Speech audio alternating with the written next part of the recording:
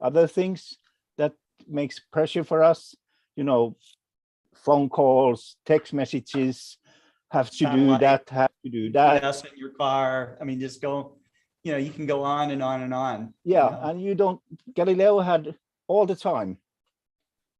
And I think if we just, when it's clear, we just unplug everything else and do that, what we want to do, I think we enjoy much more of astronomy, and not to like hunt, because you will get tired about hunting. Just take the chance when it comes. Can I share 2 pictures, Scott?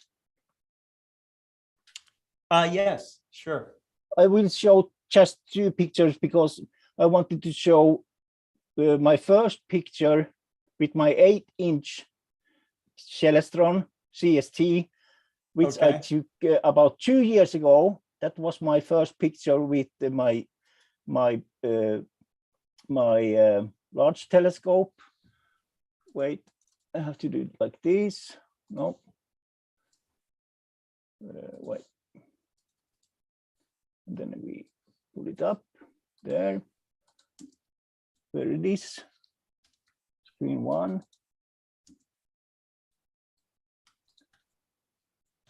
Do you see the whole screen? Yes. Just, I can see the moon. Yeah, that's my first moon picture, which I took for 2 years ago. And this is the next one, the same day. And this is 2 years after. A little bit better. Yeah. It's great. Yeah. So if you just, wait, how do I unshare? Where is there? Where is, oh my God. Yeah, I can get it. There, where? On screen. There we go. There. So Galileo means for me that you can make big things.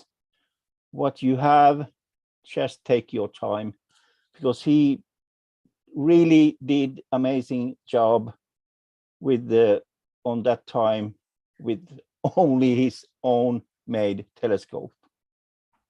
And today we have all this gear.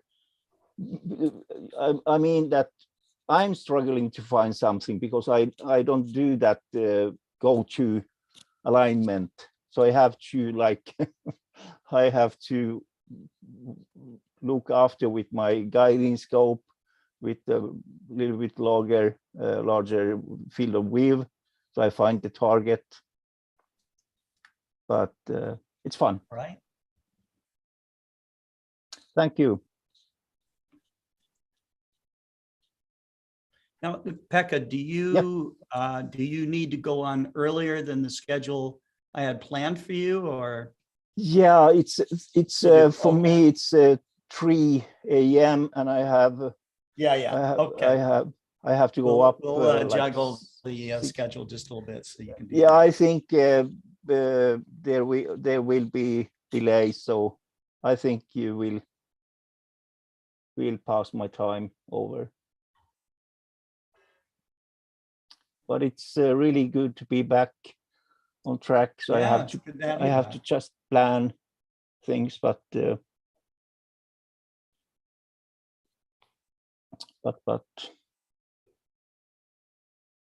weather has been awful.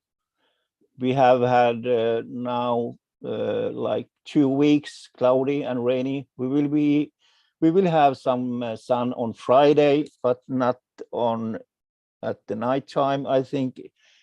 And the sun is so low that I have all these trees that the sun won't climb up yet that high, so I can image the sun.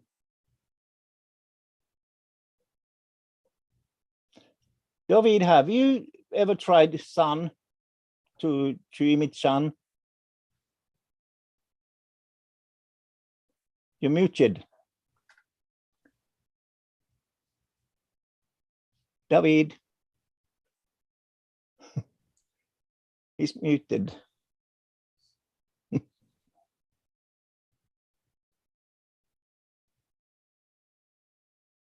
How's Now. that? Okay, Yeah, sorry. now it's better. Have you imaged sun I don't do much imaging of the sun, but I looked at it just a few minutes ago. Okay. Two groups, 10 spots and 41 prominences. Yeah, I looked with my children for a week ago, and this big flare, and that was the first time my kids saw a close image from prominence, and there was like, what the heck?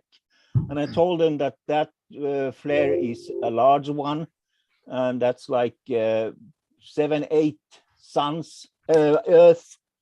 Like if you row Earth, it's like it was like a week ago, and I think that flare or the sunspot made this this outburst that we had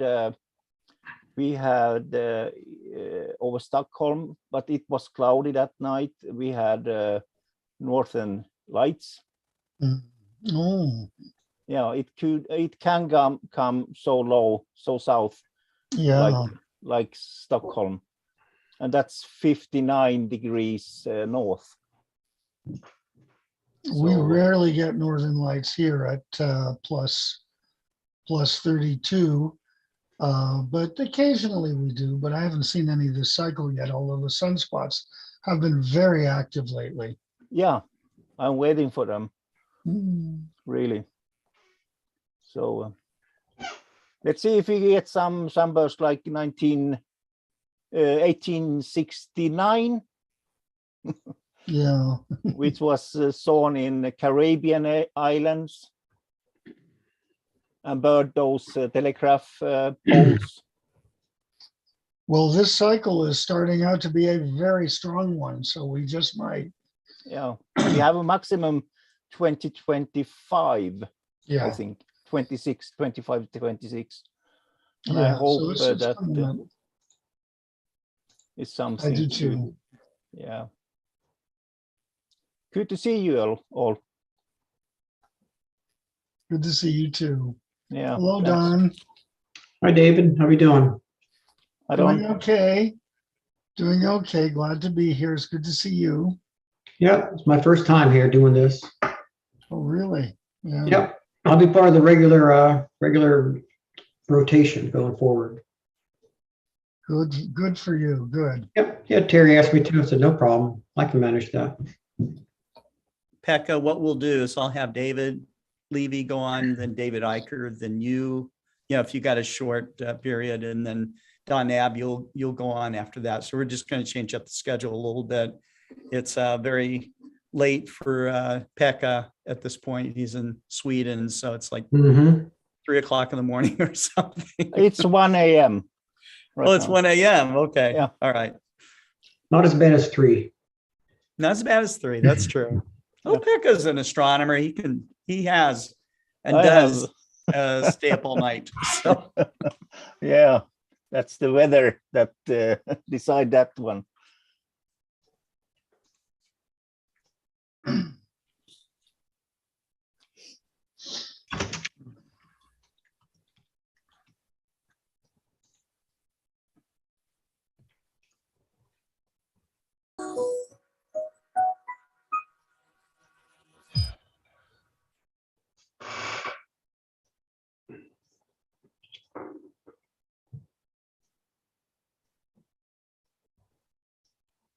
It was the spring of 1609 in Venice when Galileo learned about a new device invented by a Dutch eyeglass maker through which faraway objects could be viewed as if they were nearby.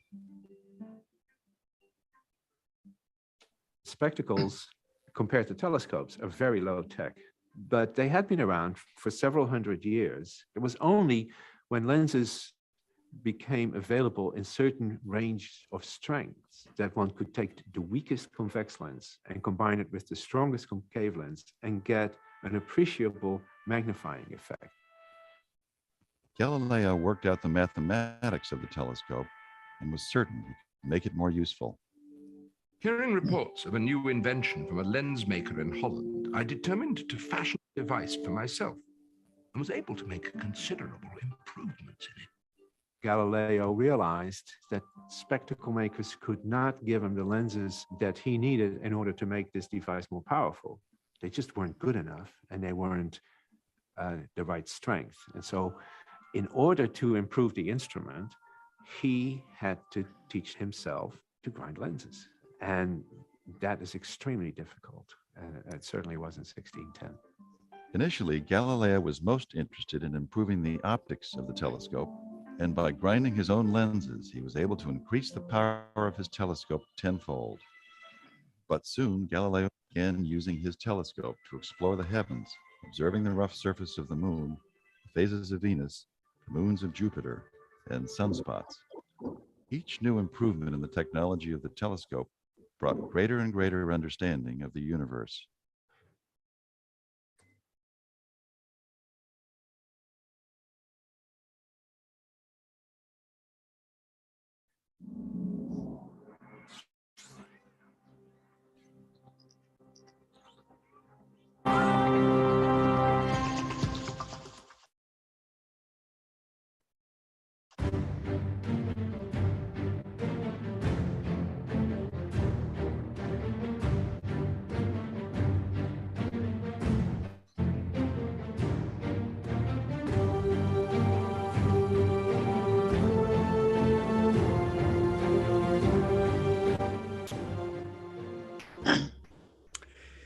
Well, hello, everyone. This is Scott Roberts from Explore Scientific and the Explore Alliance, and we're celebrating the 83rd Global Star Party and the celebration of the birth of Galileo Galilei.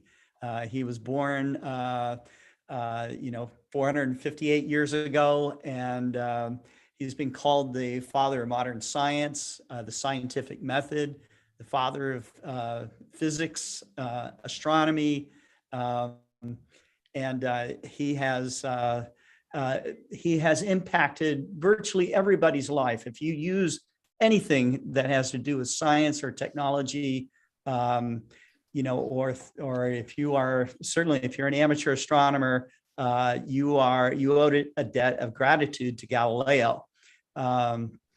Tonight's program has a lineup of speakers, presenters that are from around the world, and they are going to give their thoughts on Galileo. And I don't know if if there are poems or songs about Galileo. I would be surprised if there wasn't. But I think that that our speakers are going to give some food for thought. I have not attended an event where we were celebrating the birthday of Galileo, but I think this should be an International Galileo Day. So, and what better day than the day he was born on February 15th? We start off every Global Star Party with my friend and yours, David Levy. David always has wonderful thoughts and commentary about each and every Global Star Party, and often has a poem that will leave some impact as well. So, David, thanks very much for coming on yet again, for the 83rd Global Star Party. And I'm going to turn it over to you. Well, thank you very much, Scott Roberts. And Wendy and I are adding our welcome to all of you today. And it's good to see Randall Rosenfeld here. And I don't see him very often enough, but I'm glad he's here today to help us celebrate Galileo's birthday. Anyway, today will be the 2,326th time that I have given a lecture or read a quotation either in person or online. The first one was in the spring of 1960. I think the younger people who are here tonight will think that I was actually as old as Galileo, and I wouldn't argue that point. And it's also good to see Karim, and Karim is reminding me that his daughter Tara gave a wonderful, outstanding presentation on Sunday at our Cosmic Generation meeting, worldwide, globally wide, and organized by young kids, run by them, produced by them. It was a fantastic event, and it might have been the very best Zoom session that I've ever been to. It really was good. For our quotation today, I have several from about Galileo. And the first one says, et ei dicto quod dicat veritatem, alias devenietur ad torturam. These are from the official minutes of Galileo's trial in 1632, and they're stating that Galileo was under the threat of torture. Then there are the final result of his sentence, also in 1632. We condemn you to the formal prison of this holy office during our pleasure. And by way of salutary penance, we enjoin that for 3 years to come, you repeat once a week the 7 penitential psalms. Galileo became a very good friend of John Milton. And after the sentence, of course, the sentence in prison, in the Inquisition's prison, was so harsh that someone begged the Pope after that to allow him to serve his sentence at his house, which is what the Pope decided. He relented. And so Galileo was allowed to spend the rest of his life at home. And one of the people that he met there was a young graduate of Cambridge named John Milton. And in Areopagitica, his most famous prose work, he talks about meeting Galileo. But then in the major work that he wrote in his life, which was Paradise Lost, there are 2 mentions of Galileo. The first one is from book 1, through optic glass, the Tuscan artist views at evening from the top of Fezzol or in Valdarno to descry new lands, rivers, or mountains in her spotty globe. Milton is describing Galileo's observations of the moon. And then in book 5, he actually mentions Galileo by name. I'm not certain of this, but I believe that Galileo is the only person that is mentioned in Paradise Lost by name, the only human, I believe. As when by night the glass of Galileo, less assured, meaning the glass, not the man, observe imagined lands and regions in the moon, or pilot from amidst the Cyclades, Delos or Samos first appearing kens, a cloudy spot. And I think if John Milton was that impressed with Galileo, I certainly think that we, all these hundreds of years later, deserve to be as impressed as well. And back to you, Mr. Scott Roberts. Thank you. Okay, well, thank you very much. It's hard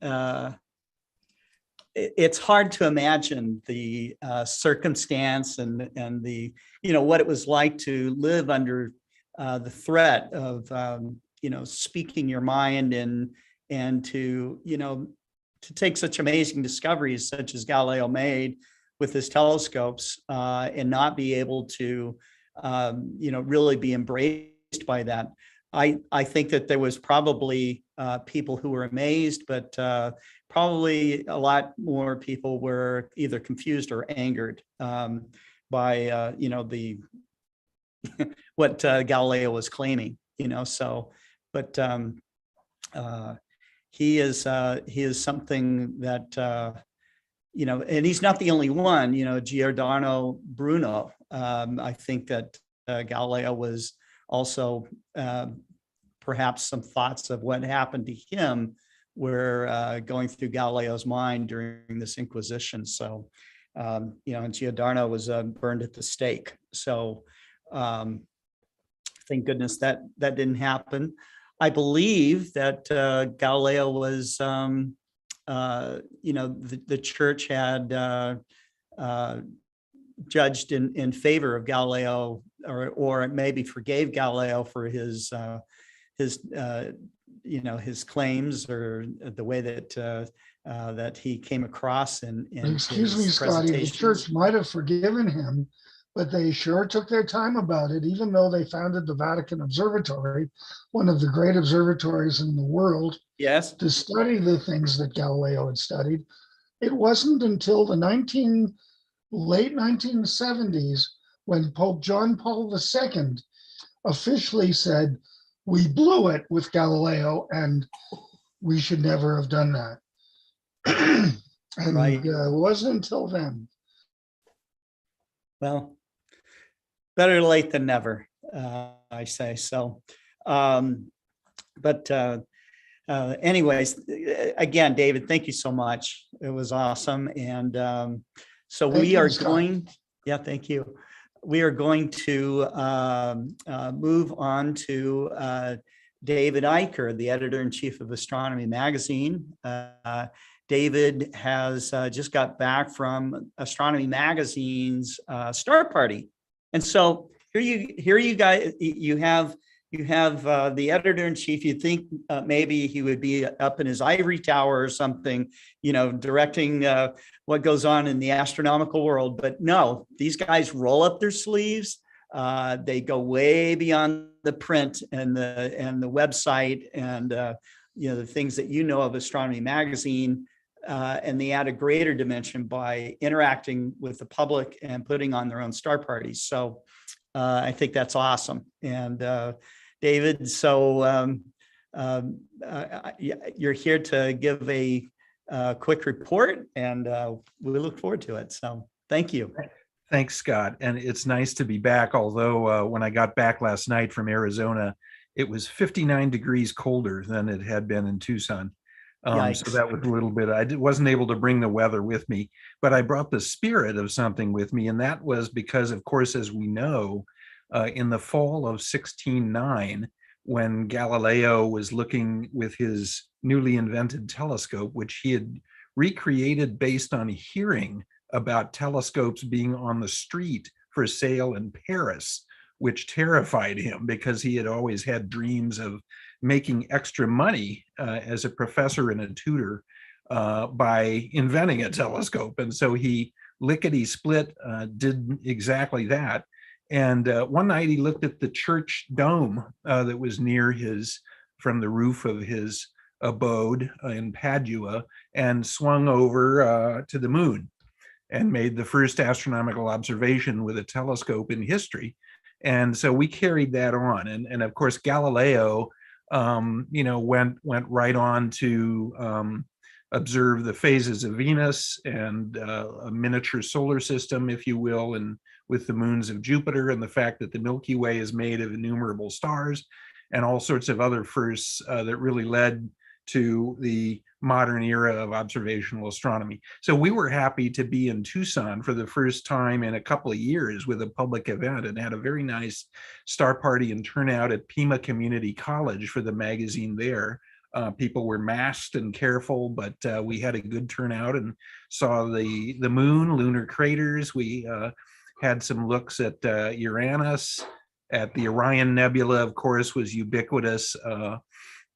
The double cluster, the owl cluster, and other bright deep sky objects, because the moon was out Saturday night and reasonably bright. We coincided this with the gem show, so that we had a lot of people coming over who were looking at minerals and rocks and meteorites during the day, and they need something to look at night. And so we had a nice turnout on Saturday night with a 14-inch telescope that's in the observatory there at Pima Community College, and then 7 telescopes from Jim Knoll and the great Tucson Amateur Astronomy Association, one of the great clubs in the country there, turning out for us as well.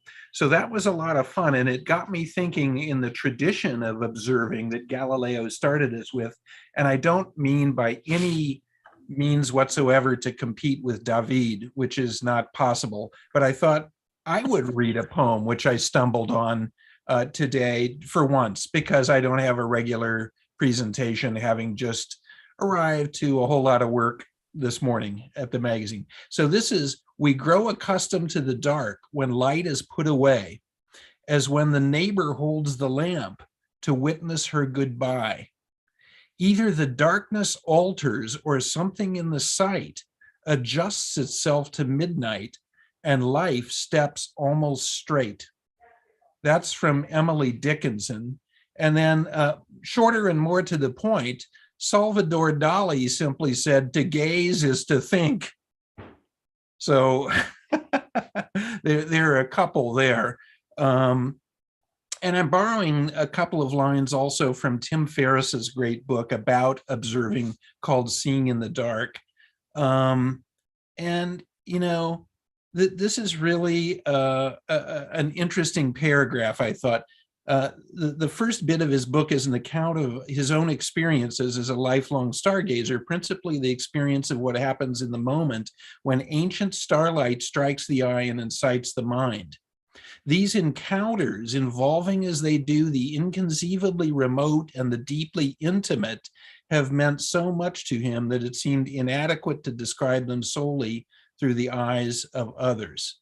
Observing it really is at once one of the oldest and most ennobling, and one of the newest and most challenging of human activities, says Tim Ferriss, who's a great writer.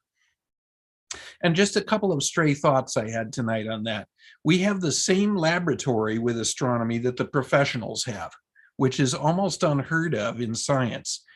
In archaeology even, you can't, where you can go and explore things, generally speaking, you can't get that. The same laboratory, the same places as the professionals can go. You can't get that with applied sciences, say with doing home surgery, you know, or at least you shouldn't probably, you know, or you could run into major problems there.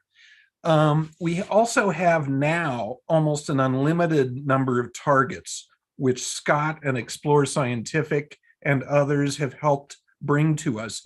When I was a young observer and I got my first C8, and I read about what you could see in an 8-inch telescope, and I went out early in the morning in the wintertime, and I was really disappointed to read that, well, you can't see the Veil Nebula in an 8-inch telescope in the mid-1970s. Well, I went out and looked, and by God, you could too. You know, so the information that's available now, as well as the instruments, is so much better now than it ever has been. We have vastly more targets, 10,000 or more we can look at, that are pretty exciting targets to look at in amateur telescopes.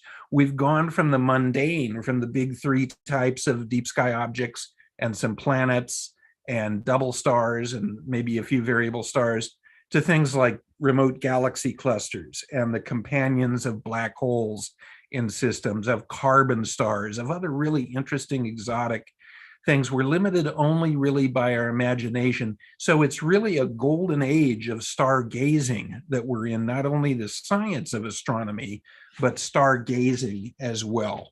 As we have the launch of the next great telescope, we also have more capability now with our own telescopes at star parties than anyone has ever had by a long shot in history. And I thought, Scott, on an unrelated note, just because I got back from Tucson and we snuck over to the gem show, as always, from our star party, I just thought I'd show a couple of little things, because this heritage, Galileo's time, the 16th and early 17th century, it was marked by a big change among what were called natural philosophers at the time, or now we like to think of scientists.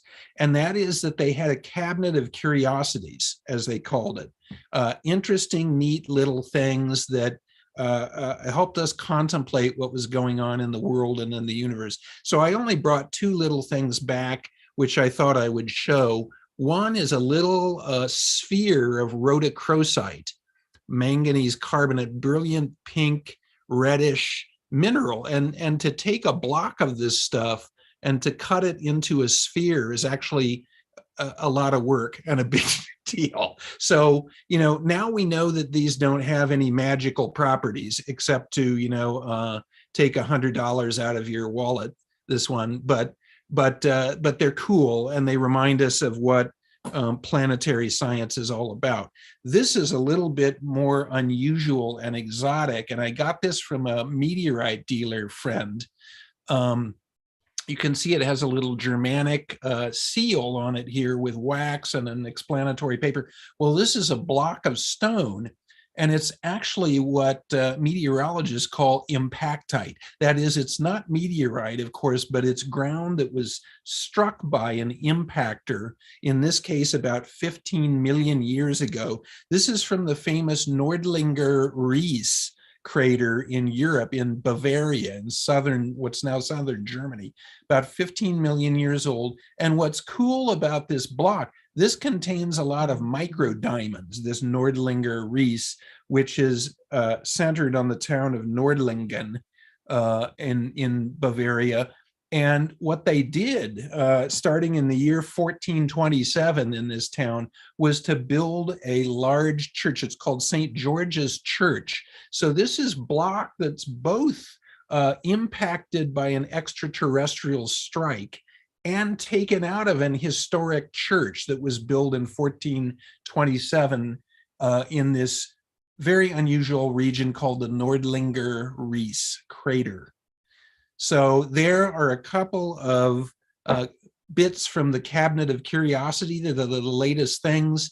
And let's celebrate, Scott, that we have a unique and the best era ever for observing the sky. We can celebrate Galileo's tradition and carry it on. Oh, Scott, I think you're muted. How about that? There we go. I'm curious if have there been any special issues that have been published by Astronomy magazine dealing specifically with Galileo? I mean, there's been some great publications. You know, we published a very special large issue about dealing with a lot of things. You know, what was it? Some 10 years or a little more ago, that was the 400th anniversary of Galileo's observations, first observations and publication. You know, the Sidereus Nuncius basically brought the first round of important observations of everything that he saw in his telescope for the better part of a year, not quite a year, to the world. And so we did a big, I guess it was must have been in 2010, that we did a special Galileo issue. Then we'll have to do something again, though. It's very, very interesting, of course, the story of Galileo. And you can go, you know, to Padua and see his house, the house site and the church where he's entombed. You can go to Arcetri, which is just outside of one of the great places in the world, Florence, Italy, and see where Galileo was imprisoned still, of course. And all of that stuff is right there for the seeing if you can get over to Florence, Italy, and the region. Right. David, that's on my bucket list for sure. Sure. David, could you tell us who was the first person to discover that the Ries was an impact crater and that he could get samples from the church? Yeah, and was it not the same fellow who determined something about that crater that's near you, my friend? It absolutely was. Meteor crater. And not only did Gene Shoemaker figure out that Nordlinger Ries was an impact crater, but of course, for many, many decades, meteor craters was a mystery as well. Near Winslow, Arizona, and Gene Shoemaker did his PhD work figuring out that meteor crater was an impact crater, and by extension that virtually all the craters on the moon were impacts.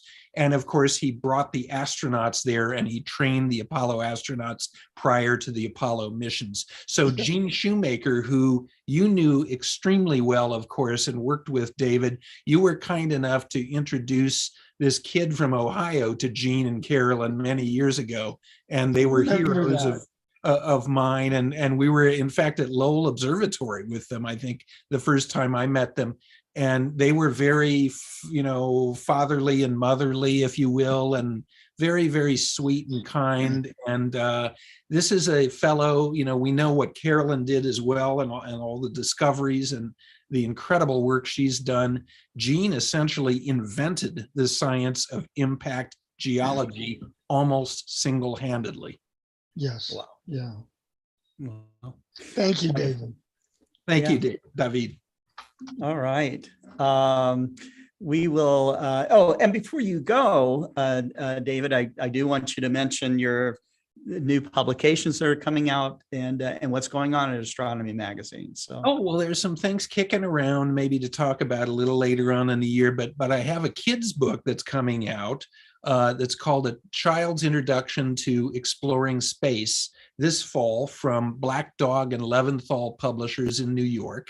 We're excited about that, Michael Bakich, my pal, and I. And we have a bunch of special things coming down the road from Astronomy magazine. One of them is in a couple issues from now that's in the works. There's going to be a huge special issue on space art that the IAAA has worked with us on, and there'll be 50 pieces of the greatest current pieces of space art published in this issue of the magazine. That's coming down the road. And then next year, we have some other special things this year, which I'm not going to mention quite yet. But next year, actually, 2023, will be the 50th anniversary of Astronomy magazine. So we have a whole bunch of special things coming down the pike there.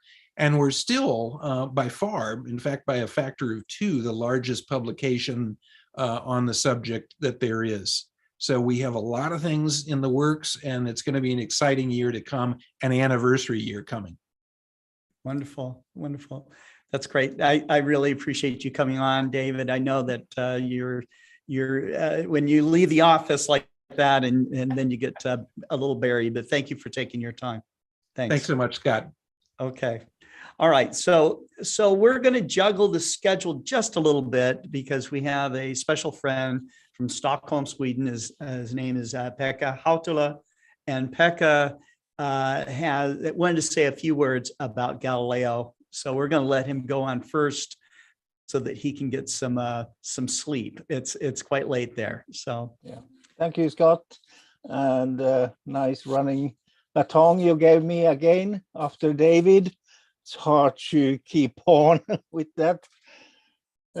Thank you, David. It was a really interesting lecture you gave. But okay, back to Galileo and what Galileo means to me, especially for me, it's that when I started astronomy, when I was like 8 years old, I got my first binoculars for my father. And the other side was broken, so I had monoculars. And those were too heavy to carry, 8x50. And so I changed it and bought this one. It's quite the same size that Galileo had. It's 30x30. It's all metal. It's from 70s. I found it on eBay. It's similar that I have when I was 9, 76. And it has a manual, if you can see this. right. It's an original manual. Single page manual. I like how it. to use a tube hand telescope. And it's very long. And it has an original box also. Mm-hmm. And I used that quite long. And after that, I bought a similar telescope that Scott has, his first. But the legs were too short. So I took some wooden slats and made a longer wood legs for it. And I used that scope for observing Venus and so on.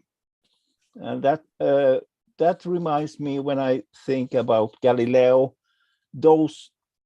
back for those times when it was so primitive for me, everything. studying by library and borrowing some books from library and copy them by hand to blank paper, breathing down everything, because that time we didn't have any copy machines. Maybe some lawyer houses had that time. I don't think that they had, but I copied everything and I drove as much I could the pictures. And what is amazing for me, what Galileo did, is that he could make the research he did and inventions with those resources he had. Think about that. He made his first telescope by hand and he found Jupiter. He is probably the founder of Uranus. He have drawn it on his map, but he thought that it was a star. He made the first fluid temperature meter with those floating different Thermometer. Yeah. And we talk about the fingers, Scott, but there is 3 fingers in the museum. Right, that's true. That is true. And I think it's a tooth. One of his teeth are around somewhere. It's a thumb, it's a pointing finger and the middle finger. Yes. On this glass and in a display case, right? Yeah, display case. And, yes. But why he is so important? Because he reminds me from my grandfather, from my mother's side. He was also an inventor, and he invented stuff that was useful. Of all that stuff he had around, he didn't throw anything. If a car went broken, he took it apart and made something about the spare parts of the parts. So he learned me some DU rules and to be open-minded. That was Galileo was. He was struggling. He was, when he made his first telescope, he had a pint of water in some kind of holder and a candle that he was the light went through the water on the white paper surface, that he was inventing how the light was spreading out and so on. And so it seems like there are many things that he worked on, invented, correctly made observations of. That he was just an absolute genius. And his drawings inspired me that I have to document everything I see. So I had to make first a template for observations. And I saw it in one astronomy book that I borrowed. So I copied it and then I duplicated for in papers by hand with the pen and liner. So that's why when I think about all times, when I begin, that's the same feeling Galileo must had. That like you don't know, but you want to know. And you want to know. That's right. Yeah, that's right. So that's all for me, and it is very nice to see everybody again, and have a good start party. It's as always, and I will see the the recording later. Thanks, Scott. Thank you. Thanks, Thank you, David, Pekka. David, Don, Karim, everybody. Have a nice evening. Thank you so much. Thank you. Yep. Thanks for sharing your thoughts about Galileo. Get some sleep now. Thank you. That's right. That's right. Okay. Well, we are going to switch to our door prize segment of the Global Star Party. The Astronomical League heads up the door prizes, and they rotate officers from the league that read questions that were from the prior Global Star Party, and then announce new questions that the audience can answer for valuable door prizes. I do want to mention some things about the Astronomical League, though. It is the world's largest federation of astronomy clubs. They have over 300 member clubs that are involved. There are over 20,000 members that belong to the Astronomical League. The league offers something for everyone, whether you're a child or you're even into your 80s or 90s, just taking up the hobby of amateur astronomy. They have a vast selection of observing programs that you can get involved with and be recognized for completing. There is a wide array of awards programs that the Astronomical League is involved in. Our company, Explore Scientific, is the underwriters of just a couple of them. The National Young Astronomers Award, which is an amazing program with high school kids doing research in astronomy, and the Leslie Peltier Award, which is given to someone for a lifetime achievement in astronomy, and a new one that we're involved with, which is the Wilhelmina Fleming Award, that is an award to recognize women in astrophotography. So we're real proud of being part of that, but that's just a tiny little taste of what the Astronomical League is all about. Don Knabb is representing the Astronomical League today, and Don, you're up. Okay, thanks, Scott. I will share my screen and start the slideshow. So we start every presentation with the warning about never looking at the sun through binoculars or through a telescope, because it will make you blind. Now, the club I'm in, when we do star parties, we tell people this, and although it's not medically correct, what we tell people to think about is when you cook a sunny side up egg and you crack it into a pan, of course you have the yellow yolk and what we call the white, but it's not white when it goes in the pan, it's clear, right? But as it cooks, it turns what? It turns white and opaque. So think about that happening to your eye.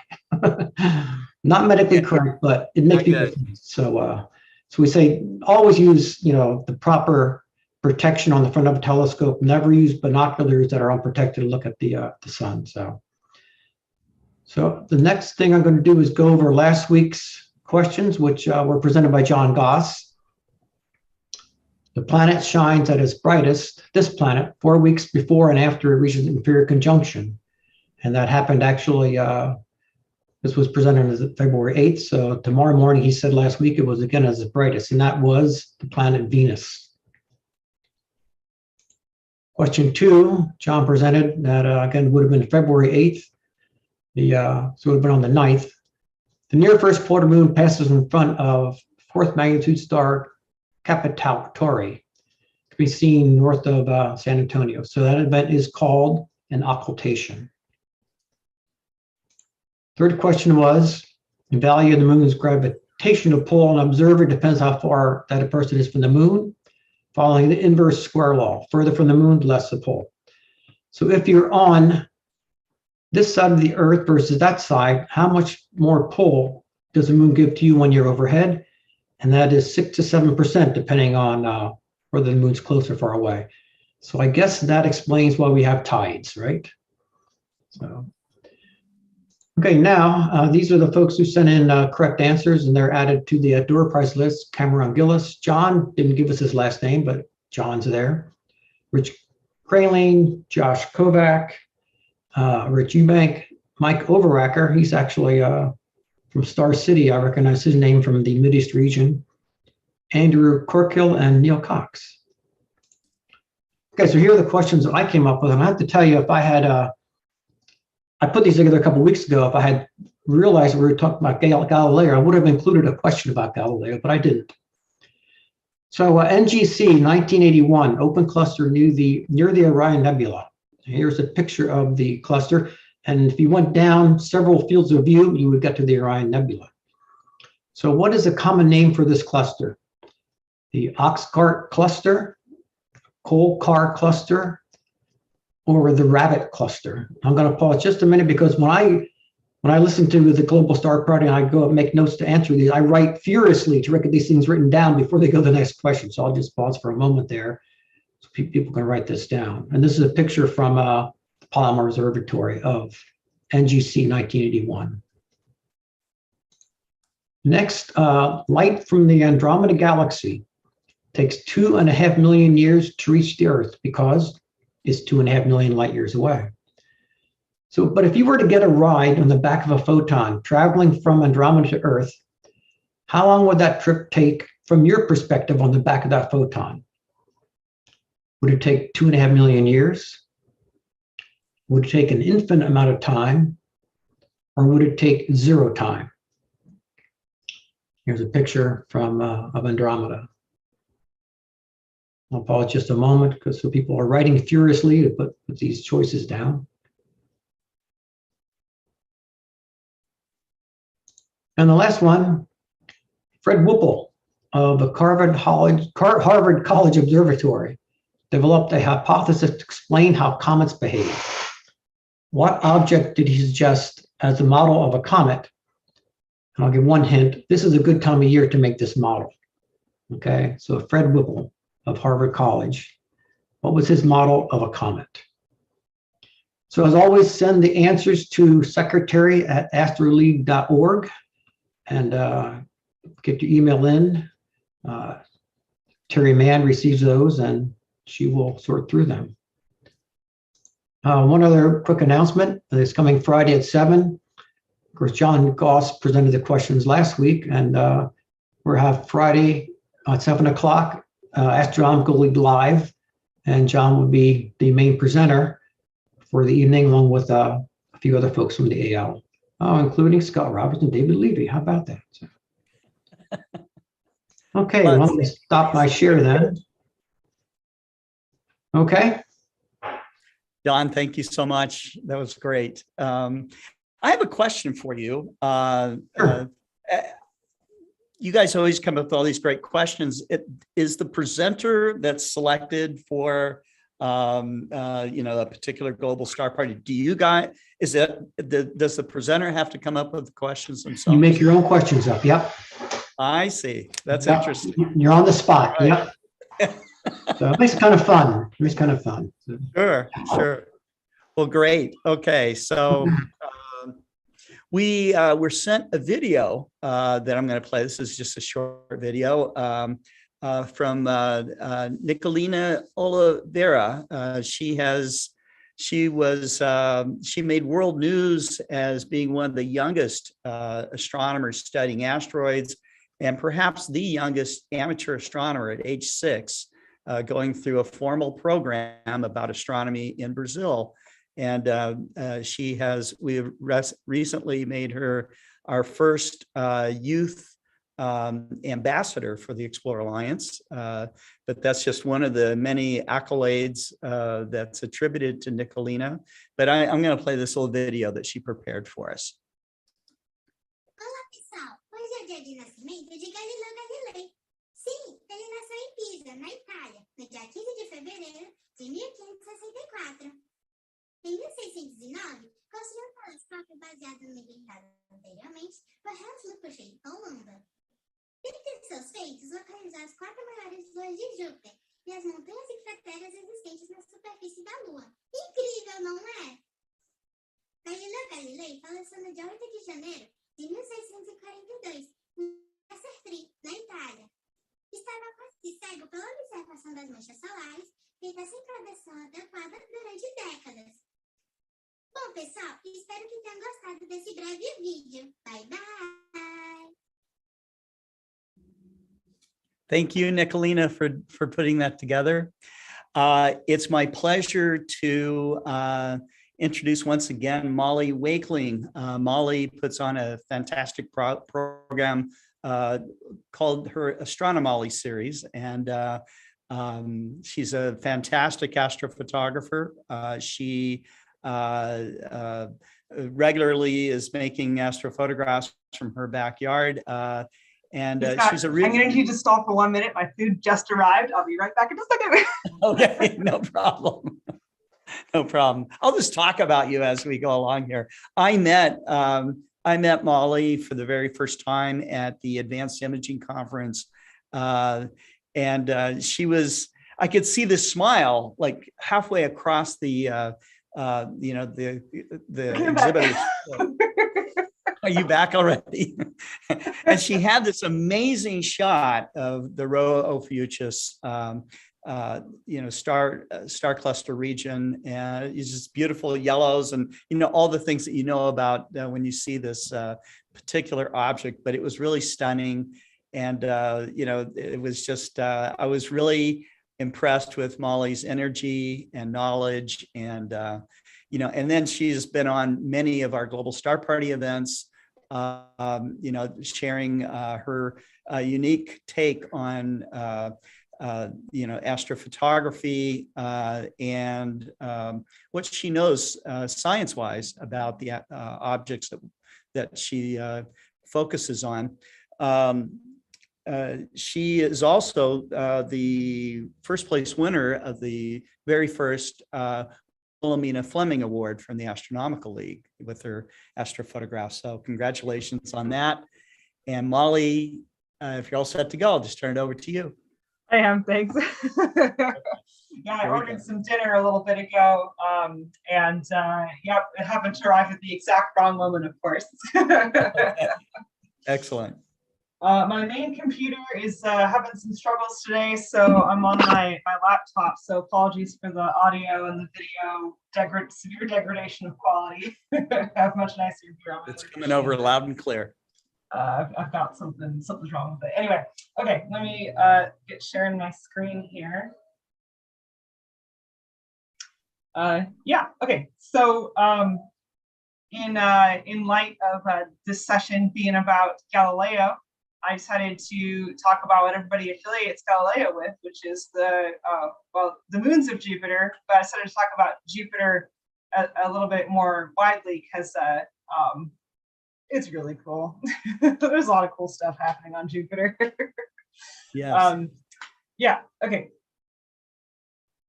So this slide's a little. I have a format for these talks, and this slide's a little bit funny for Jupiter because I think we all know what Jupiter is, being planet number 5, a gas giant, and it is the largest planet in the solar system by size and by mass.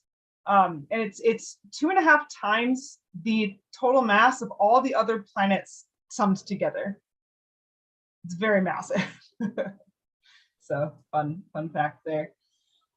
So for seeing Jupiter, it's only up in the sky for part of the year, and that changes from year to year because of the locations of Earth and Jupiter on their respective orbits. So this is a chart that I pulled for the year 2022, and it might be a little bit hard to see, but so it's gonna be in about the Aquarius Capricornus region, which is this is east of the Milky Way. So you'll be able to see it during the summertime and into better in the fall. As that part of the sky gets higher earlier in the evening, instead of having to wait until 2 or 3 a.m. to see Jupiter, you can see it in the early evening. So yeah, so this is approximately where it's going to be at. And of course, how high in the sky that is depends on what latitude you live at. Here for the mid-northern United States, it doesn't get very high that time of year. Somewhere, I didn't go double check exactly how high, but somewhere probably between like 25 and 45 degrees, so not terribly high, but still definitely doable. All right, so fast facts. Jupiter is now known to have 79 moons. Only 50-something of them are named, but there's been some names proposed for some of the other little bodies. 4 of them were famously discovered by Galileo in 1610. It is 5.2 astronomical units away from the sun, which is 484 million miles on average. It's made of a lot of the same stuff as stars, 90% hydrogen, 10% helium by volume, trace amounts of other organic compounds like carbon, ethane, hydrogen sulfide, and other things like neon, oxygen, phosphine, and sulfur, little bits and pieces of those. Jupiter actually has a faint ring system. You might have seen some pictures taken by space telescopes of that faint ring system. And interestingly, it's mostly dust as opposed to ice like Saturn's rings are. It's thought that it might have been from a destroyed moon. And of course, you can't talk about Jupiter without talking about the Great Red Spot, which has actually been shrinking over the past decades and centuries since it was first observed. It's currently a little more than 6,000 miles wide, which is still larger than the Earth is wide, and it is 310 miles deep, which covers the range from the ground to the International Space Station in depth. So it is a very large storm. So of course, you can't. There's so much to say about Jupiter. Like, I had to really kind of narrow down what things I talked about with Jupiter because there's so many cool things to talk about. So I picked a couple of my favorites. So it's thought to have been, it's most likely the first planet in the solar system to have formed. And because of its content with having a lot of hydrogen and helium, it's likely to have formed from the leftover nebula material that the sun was made out of in the first 10 million years of the sun's existence, since that the sun will have moved away from that nebula material or it will have been eaten up. So it's been around in the solar system for a long time. It's actually so massive that the center of gravity between the sun and Jupiter actually lies slightly above the sun's surface, which is incredible considering how massive the sun is. Just barely above the sun's surface, but it is above the sun's surface, which is crazy. It was long thought to have a solid core, but more recent measurements during the 21st century have shown that it actually really doesn't have a solid core. It's kind of got a very diffuse core, in the middle of that being metallic hydrogen. So hydrogen doesn't actually have a solid state, but when it is under extreme high pressure and temperature, then it can act like a metal, becomes conductive, which is really interesting. And above that level of hydrogen, there is helium and neon rain, if you can imagine that. Neon. At the core of Jupiter, the estimated temperature is something like 20,000 Kelvin, which is like the same as 20,000 Celsius or 20,000 Fahrenheit. When they get really high temperatures, it's all about the same. So pretty hot, not hot enough to become a star, however. And the estimated pressure at the core is some 4,500 gigapascals, or in units that a lot of us are more familiar with, 652 million PSI. Yikes. Or 44 million atmospheres. So yeah, super, super high pressure environment. Something that I didn't know about as I was reading up on it was so after the moons of Jupiter were discovered, of course, people wanted to catalog them in great detail and observe all of their phenomena. So transiting in front of Jupiter and eclipsing behind Jupiter and their orbital periods and all this stuff. So this was very carefully measured in the 1600s after the discovery. And it's of course easiest to do these measurements when Jupiter is at opposition, which is more or less when it's closest to the Earth in its orbit, more or less, usually about the same time. But of course, people wanted to observe it at other times of the year as well. And a lot of observations were made when it was almost going around behind the sun. So about 6 months different in the year than when it is most easily seen during opposition. However, after having carefully timed all of the all of the eclipses and the transits and actually being able to predict them pretty accurately, it was discovered that when Jupiter was closer to the sun on the opposite side of its orbit, the eclipses and transits were always coming late by about 17 minutes. And the eclipses were the same length, but were coming the same amount of time late every time they were observed. And that's when the idea started to come about that the speed of light was not instantaneous, but it had a finite speed. And I couldn't find in the quick time I was looking for it what the estimated speed of light was at that time, given what they knew about the orbits of Earth and Jupiter and the size of the Earth and stuff like that. But pretty incredible that there was an estimated speed of light back in the 1600s. So I think that's really cool, and what it took to discover that.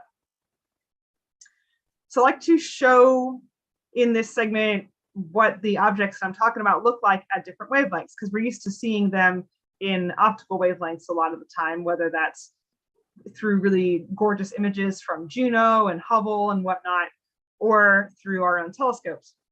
But we don't as often get to see what it looks like at other wavelengths, which can reveal a lot more about the planet's interior. So the image on the left is in a radio wavelength. I didn't see in the article this was in what the exact wavelength was, but it was done by ALMA. And it's kind of so in these radio wave maps, in these intensity maps, the brighter areas are basically brighter light, more radio emissions at whatever wavelength they're at. And the dimmer areas are dimmer light. So it's kind of interesting that one of the cloud bands is glowing a lot more on radio than the other cloud bands, and there's not symmetry across the equator there. So there's been some effort going into what that's all about. Over on the right is an infrared image from Hubbell, which, since it's pretty close to optical light, looks much more similar to how we are used to seeing Jupiter in optical light. And again, here intensity is mapped, the colors are mapped by intensity as opposed to wavelength. But the cool thing with infrared is you can probe a little deeper down into the cloud decks and see different, I think things that block optical light will oftentimes allow infrared light to pass. So you can see deeper down into the cloud decks and see what's going on. You can see that the great red spot there is actually quite dim in infrared, which I think is really interesting. Probably has to do with the gases that are in the hurricane and cyclone in the great red spot than are in the other parts of Jupiter. On the left here is an ultraviolet image from Hubbell, and given the colors on this one, I think it's actually a couple different wavelengths of ultraviolet. And you can see the great red spot's also quite dark in ultraviolet, and how you have different gases at the poles than at the bands. And in X-ray, Jupiter actually has these incredible, huge aurora. And you've probably seen pictures of an optical image of Jupiter with these blue aurora overlaid over the top. This is just an intensity image of the X-ray images of the aurora, but extremely cool, extremely massive, very similar. It's like aurora on Earth, but much larger and much more intense because Jupiter's magnetic field is a lot stronger than Earth's magnetic field. So if you want to observe Jupiter, this coming year, the best time to observe it in the early evening hours, so around 9, 10 o'clock, so you're not having to stay up real late, is September to December, but it will be visible at some point in the night for much of the year. The nice thing with observing planets, especially bright ones like Jupiter, is that you're not limited by light pollution. You can observe Jupiter from out in the boondocks or from a rooftop in Shanghai. You can see it from anywhere, which is the really fun part about the bright planets. You'll see it better with longer focal length telescopes, so ones that have more magnification. And you may even want to throw a Barlow on there if the seeing conditions support. But you can see the 4 Galilean moons just with a pair of handheld binoculars, which is really cool. Photographically, again, you can do it in any level of light pollution, which makes it a very accessible target for people who are living in all parts of the world. It's best to have a small field of view so that you can get a lot of high detail on it and high magnification. And because it's so bright, you don't have to worry about the amount of dimness that adding more magnification gets you. Like when you're using like an f10 telescope with a Barlow, it becomes f20. You don't have to worry about that dimming in the brightness because it's so bright, you'll still be able to collect plenty of light. It's best imaged with a fast CMOS camera on USB 3 using Lucky Imaging to beat the blurring effect of the atmosphere. That's how you can get nice, really sharp images of it. Now, the image I have in the background here is when, let's see, when was it? In 2000, it was just like a year or two ago when Jupiter and Saturn were extremely close to each other, something like within half a degree.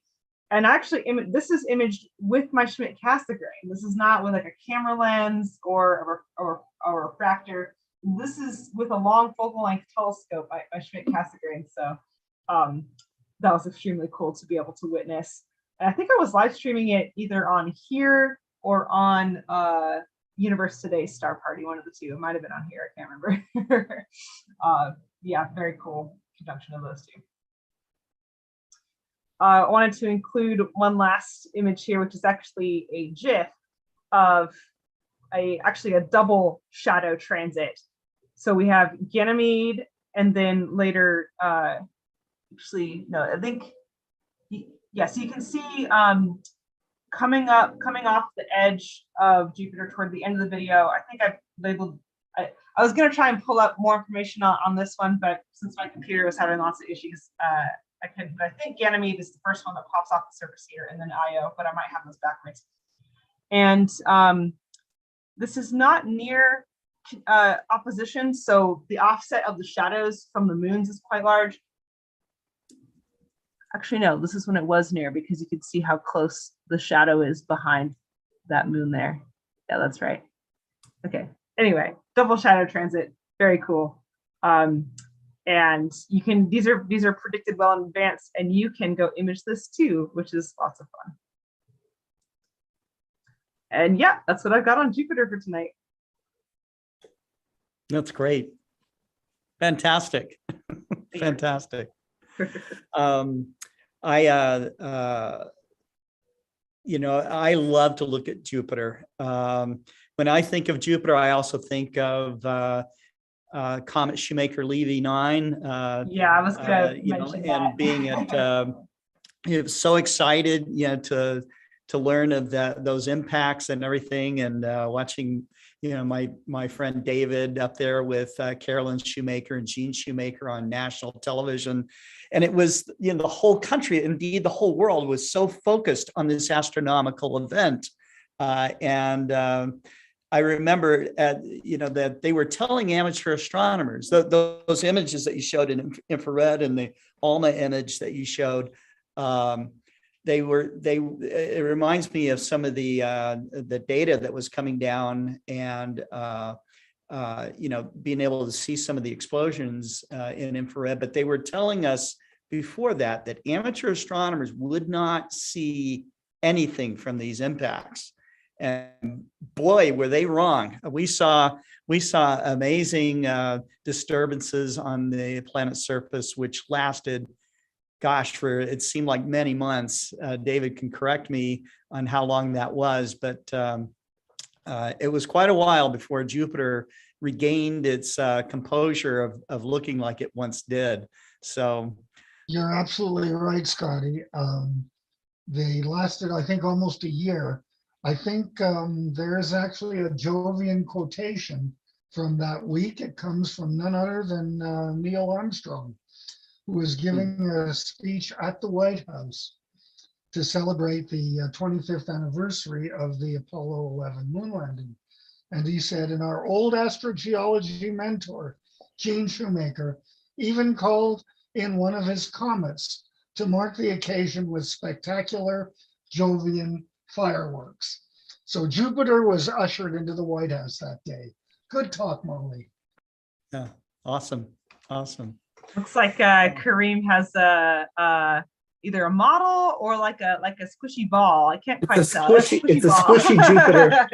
It's one of the first things that a student got me a long time ago when I started teaching astronomy, and I just, it just draws your attention, draws your awe, and when you see it in all the different wavelengths and you see all the different phenomena, you can't help but just want to study it more and learn more. And when you were mentioning the fact that we can't see it right now, I have to say, as a teacher, I was really frustrated looking at the night sky for winter 2022 because there's no planets in the evening visible. And I thought, that's going to be so hard to teach. And then I realized that it actually explains the solar system orbits even better, because they start to see that, Venus went from evening to morning early on in the term, Mercury reaching its highest elongation right after, Saturn in conjunction, and now Jupiter reaching solar conjunction. Saturn will start to pop into the morning sky. They start to get a better feel for it when they actually have to search for it a little bit. And then comes summertime, when it starts to come out, just past midnight, and you see it start to rise in the east, we can start sharing it again with people, and that's going to be a blast. Yeah. You wrote kind of in the Zoom chat, Karim, about the December 21st Great Conjunction Global Star Party experience, and yeah, you were there. My daughter was, but Molly's share was just fantastic that evening. Yeah, and I was just, I'll tell you, that was certainly a top 10 astronomical experience for me to see that, and all the excitement that was going on, and it was a privilege to have to do this with Global Star Party, because we started with I think it was Christopher Go in the Philippines, and then moved across over several sections that day. David Levy hung in there and did that whole event with us, and he was on for like 17 hours. It was incredible. I don't think he slept the entire time. I didn't either, but it was the kind of the shared energy of what was going on that day and everything, and to be able to share that in a environment of a lockdown from a pandemic was amazing. So yeah, and that was really something. I'll never forget that. And I hope we don't do it again for a while. For a long time. I think that we got a little while to wait. So unless something else really big comes up, like, we've got the Mars Moon occultation happening during Mars opposition in December. That's going to be incredible. I'm looking forward to trying to catch that. I've never caught an occultation like that. That's going to be amazing. Yeah, the last couple of occultations since I started doing astrophotography haven't been visible from where I've been at. So I think I might have put that one on my calendar. If I haven't, I need to. And also my cat Orion says hi. Yes, I'll sneak in there and bombing the videos. It's the time of year for Orion to be prominent, right? You got to be there all. He knows. Official astronomy cat. That's right. Yeah, and Glenn messaged me in the chat, said that his cat saw my cat and had some kind of reaction, I guess. Wonderful. And his cat's name is Callisto. How perfect.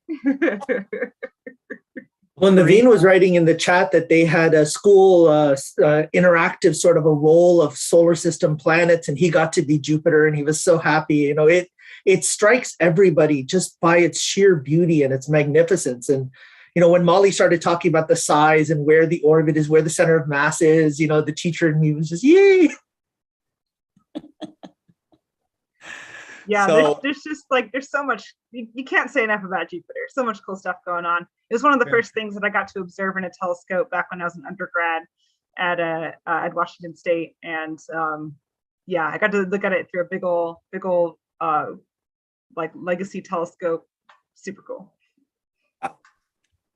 Wonderful. We'll have to get your cat on our program more often to give a presentation. So he does tend to come photobomb me, and he's been in several of these, I think.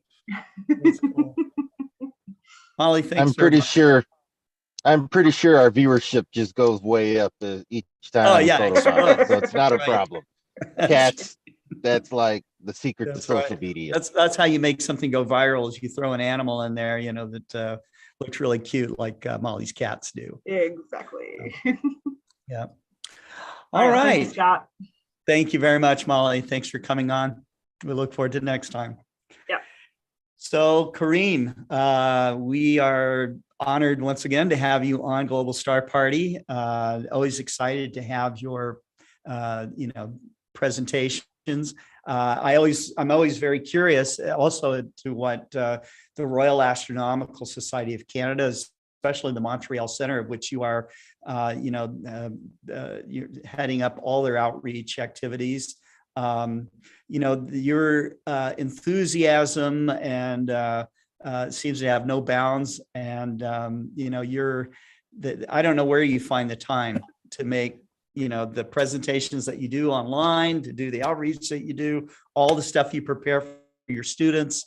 And it doesn't seem like you're rehashing stuff. It really does seem, maybe you have us fooled somehow, but it really does seem that you are preparing fresh stuff all the time. So Well, I try to make sure to fit the theme as best as I can and to give you something interesting each week. And I have to say, coming from you, that's a big compliment, because I see you so active in outreach, aside from running the company itself and all of the other support and work that you do. It's just incredible to watch. And so, I'm honored to be part of the Global Star Parties. And especially tonight, celebrating Galileo's birthday, and Galileo himself is just, fantastic to do. I will talk briefly about some of the stuff going on at the Montreal Center and some of the other individuals that are organizing some great stuff. We had our great Astro Radio Reach Out and Touch Space show yesterday, which was just full of just great conversation and discussion.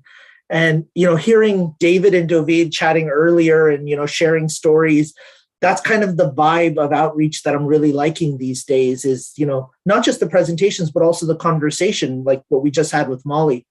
I would be remiss if I didn't mention, when we start talking about Galileo, that Explore Scientific has this fantastic Galileoscope available for teachers to be able to use. And so I have one of these that was purchased way back at the start from Explore Scientific when I first started teaching. I felt like I needed a refractor, and if I was going to have a refractor to show students, I wanted it to be a model where I could talk about the origin of looking up at the sky with an instrument. So, I have an old astrolabe set of dials. I have a sextant. I have a couple of really nice images of armillary spheres. But then what I really wanted to have was some of the original types of telescopes. So having something like a Galileoscope to pull out and be able to share with students how the optics come in, and the difference between changing the eyepiece from converging to diverging to go from a Galilean refractor to a Keplerian refractor, and what that does is what I've actually spent the last couple of days talking about with the students. So I'm going to share with you a few of the activities that I do with the students, kind of motivated a little bit by not just Galileo, but also by some of the missions to Jupiter. But before I do, I did want to do a brief check-in with a few of the activities going on. And I'm going to start with the one that David mentioned. This past Sunday, we had the first workshop by the Cosmic Generation. Now, the Cosmic Generation is a group by youth for an international astronomy club that meets virtually and does workshops together. They're hoping to do projects together. And the first event was actually a workshop delivered by my daughter, Tara Jaffer. And she did an alien drawing workshop where she taught the kids who attended a little bit about extremophiles and why we look for extremophile signatures when we're talking about aliens, and the types of extreme environments where we hope to find some semblance of life. And then the kids themselves tried to draw an alien and explain where that alien would be, what type of an environment, why they drew the alien the way they did. And the students shared a lot of their pictures towards the end of the workshop, and it was really amazing to see. And we're going to be sharing some of these drawings at the next Global Star Party, hopefully next Tuesday. So we do invite you to come and watch some of see some of these creations, but also to give these kids a little bit of of motivation and inspiration to keep doing this, because this is a fantastic initiative started by the Denver Astronomical Society. And Dina, the president there, has been leading these kids to really get organized and start this club. So it's been fantastic. David has helped set up a group of individuals to help mentor the students if they have any ideas where they need expertise. We're going to be drawing on some of the Global Star Party presenters and some of the other astronomers who have a lot of experience in outreach. And so we're hoping to see this club really take off over the next couple of months. At the Montreal Center, our current outreach coordinator, Russell Freilich, has started a series of citizen science workshops. And our first two episodes were real gangbusters. I mean, it was great to hear the conversation and to kind of walk through some hands-on citizen science that can be done for amateur astronomers and enthusiasts, anybody with an interest in trying to connect science to the astronomy that we do. So the third episode is this Wednesday, tomorrow, and anyone is welcome to join us. The link is on our calendar, or you can always email me, montrealrask@gmail.com. We're going to be having a short presentation on quantum entanglement and what we can see about that and try to understand about that in terms of astronomy. And then we have 3 short presentations on double stars, because the double star program has been a cornerstone of the RASC Montreal Center for many years. David is one of our double star certificate holders. And so we're going to be talking a little bit about not just observing them, but also what features that you can look for and show when you're doing outreach and you want to showcase double stars. Because one of the things I love doing is having a spectral filter and showing people the difference in the spectra between the 2 temperature stars in Alberio. And it's just amazing to them to see that the rainbows of these 2 stars are visually different, and they can see that difference. And then this Saturday, we have our February public event, which is the Perseverance First Year on Mars celebration. And again, everyone is welcome to join us. It's bit.ly/Percy 1 year. It's on Saturday, February 19th, 7 o'clock Eastern Standard Time. And it's a PhD student at McGill University who's part of NASA's rover operation and science team, Erin Gibbons. And she uses the laser on Perseverance to do the chemistry of Martian rocks. We have a beautiful Perseverance image here processed by Pete Williamson, a fellow of the RAS in the UK. Now, what I wanted to talk about was really about what we associate Galileo with, which is very much the observations of Jupiter. And the first part of that was the moons of Jupiter and the observations of the moons of Jupiter moving around that target. Now, whenever I teach this in class, one of the things that I love being able to do is to take them out one night and show them the points of light, or to show them, and I do this, I bring in pictures and videos from very simple telescopes, not the really well-processed ones where you can see tons and tons of detail. I want them to see the grainy thing that you would see with a refractor that you pick up from a local hobby shop, or binoculars if you manage to get them on a tripod or stick them stable while you're sitting back on a sheet.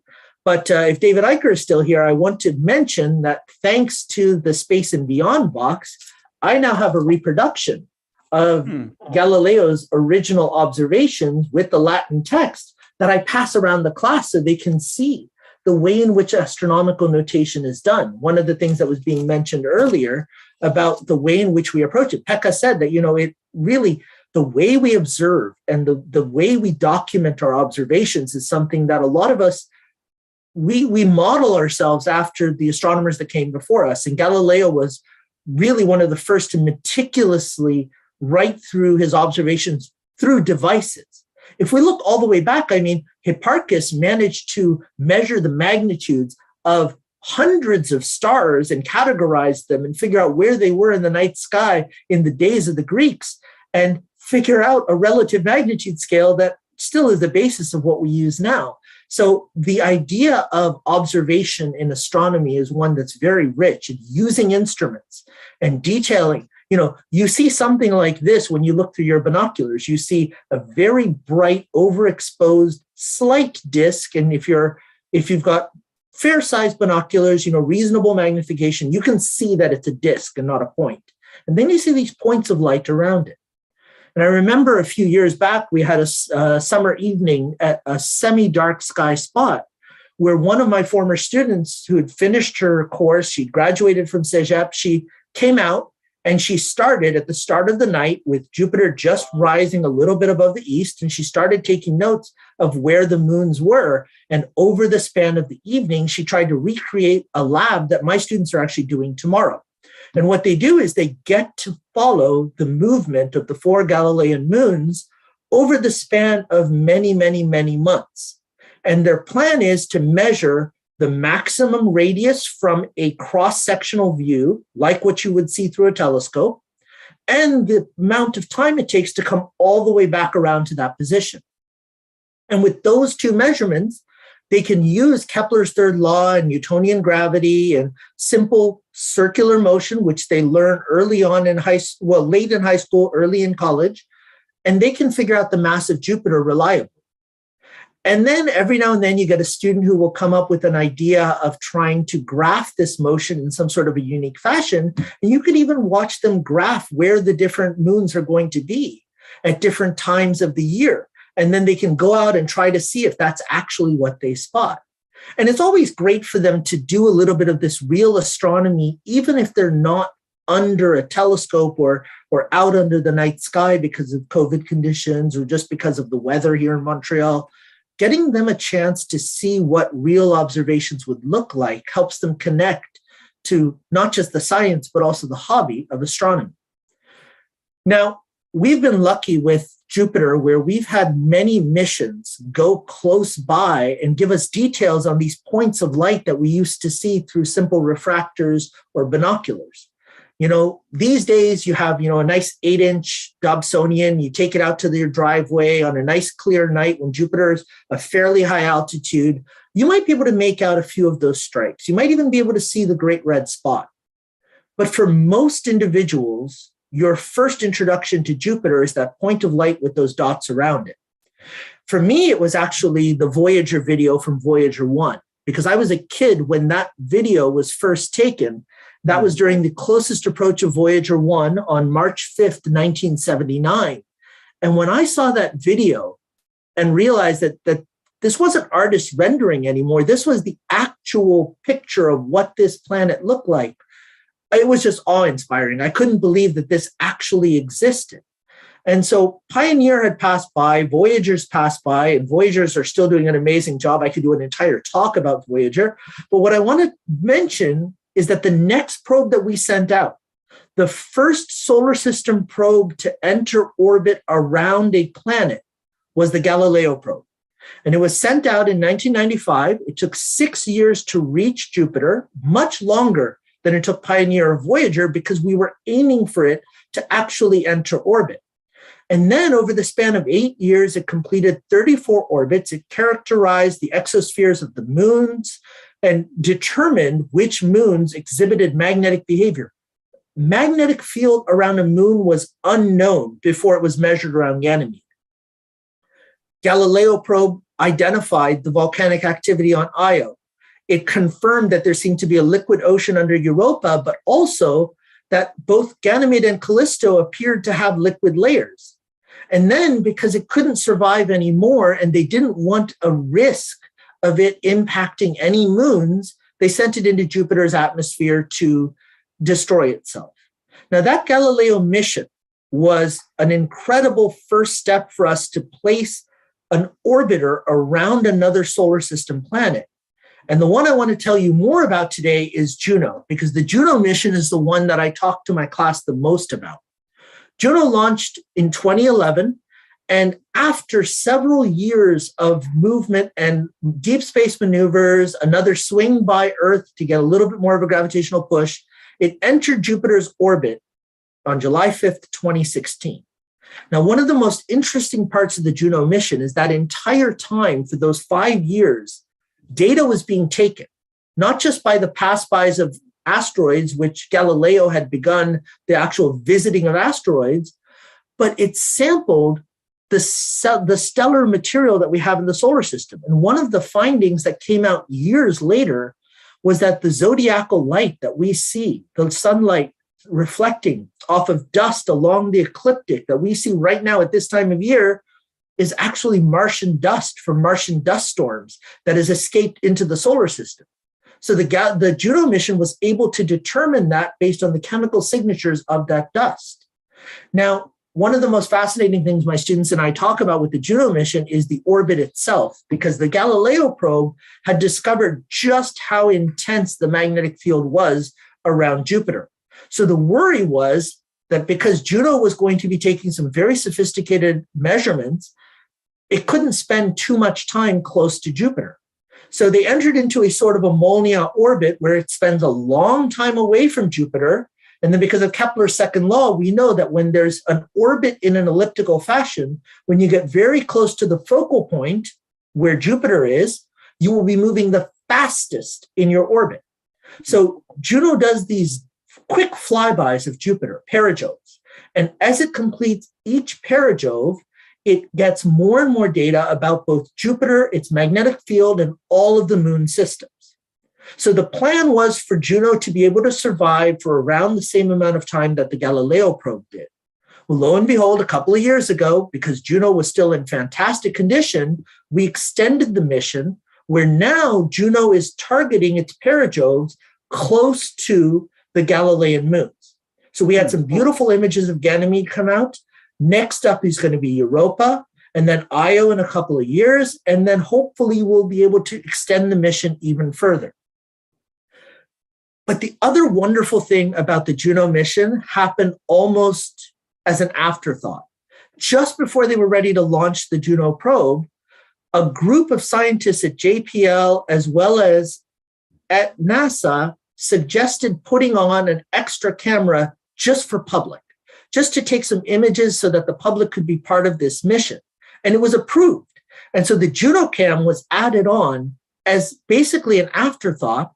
But what Juno Cam has done is it's enabled citizen scientists across the world to be a part of the work being done. So in our last citizen science episode at the RASC Montreal Center, I explained how my students use Juno Cam. And I mentioned that I'm trying something slightly new with them this term. So I want to share with you the results of this slightly new thing after telling you a little bit about what I get them to do. So when you go into Juno Cam, you can choose any of the perijoves. And for each of the perijoves, as Juno passes by Jupiter, it takes slice shots at different intervals. And so it gives you a chance to take all of these slices and then take them as it passes by Jupiter. And for those that are a little bit more adept at astrophotography processing, you could even create a video out of this. But that's not what I ask my students to do. I ask them to ignore this image because they're not ready to understand something like this. The next three images that you get from Juno Cam are a red filter, a green filter, and a blue filter. And some of my students don't even bother to read my instructions. They're like, oh, RGB, we just did that for the Orion Nebula. We can do this. And they sit there and they start processing red, green, and blue, and they try to pull out as much detail as they can. And then they color compose them, and they look yellowy brown because the Juno camera actually has a color bias to it. And so you have to use a lot of adept processing to the color as well as the hue and the concentration of colors in order to try to pull out the true color of Jupiter. Luckily, the Juno team does that for us. And so they create what's called a map projected view based on all of those slices, the RGB filter, and then controlled for the color bias.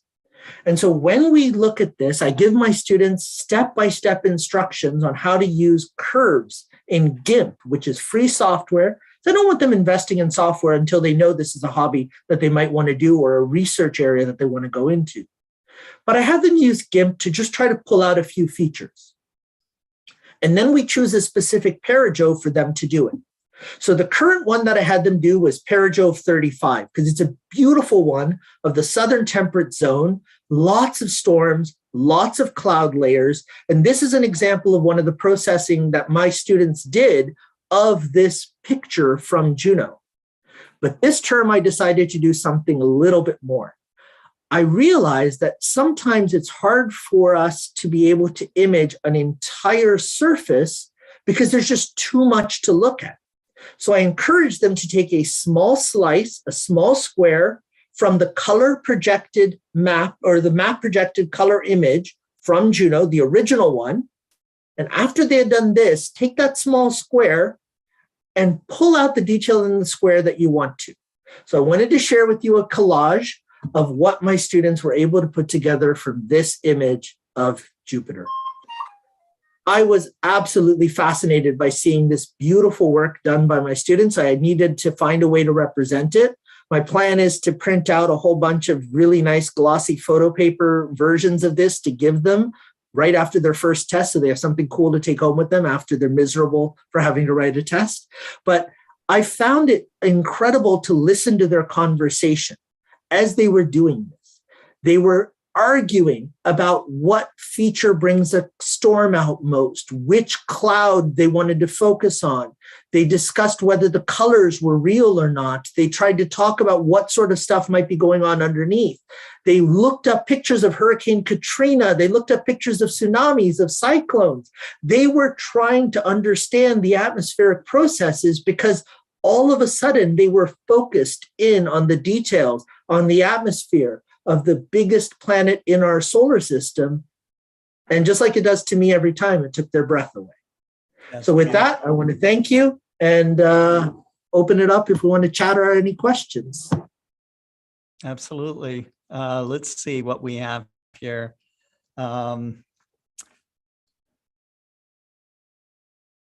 Everybody just wants you as their teacher. So.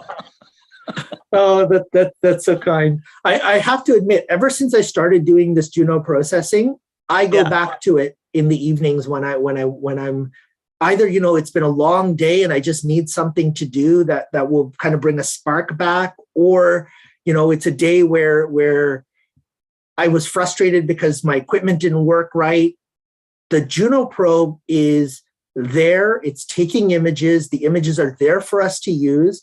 One of our RASC members actually took 2 consecutive slices and processed both of them and moved one red, one blue, so that you can use those old 3D glasses that you would get at the cinema to try to pull out some of that cloud structure. It's just, it's amazing what you can do with the solar system probes right now. And so one of the projects I make available to my students, and they're currently choosing what their major project will be, but it's using Cassini and the Mars Reconnaissance Orbiter, the Lunar Reconnaissance Orbiter, New Horizons, Parker Space Probe, Solar Dynamics Observatory. Look at all these space probes, choose a few, and look at another target other than Jupiter, and use the same types of tools, but go deeper. And that way it's student directed. They go as deep as they want, they learn as much as they want, and then they share it with the rest of the class. Excellent. Excellent. I really enjoyed, looking at the prospects of what Juno will give to us as they pass through by the moons. And, you can never get too much data on these things. And it's just once again proof positive that scientists are, figure out how to squeeze out every last dime out of our investment into these space missions, Absolutely. And I mean, half of what we talk about is trying to squeeze out every last detail out of each photon, right? So this idea of trying to make the most of the limited bits that we can get is astronomy, because these targets are so large and so far away that's what we're limited to. Right. I was looking at, a section here on Wikipedia about Galileo and his observations of the moons around Jupiter. And it says that that many astronomers and philosophers initially refused to believe that Galileo could have discovered that planet with smaller planets were orbiting around its surface. And so, but his observations were confirmed by the observatory of Christopher Clavius, and he received a hero's welcome when he visited Rome in 1611.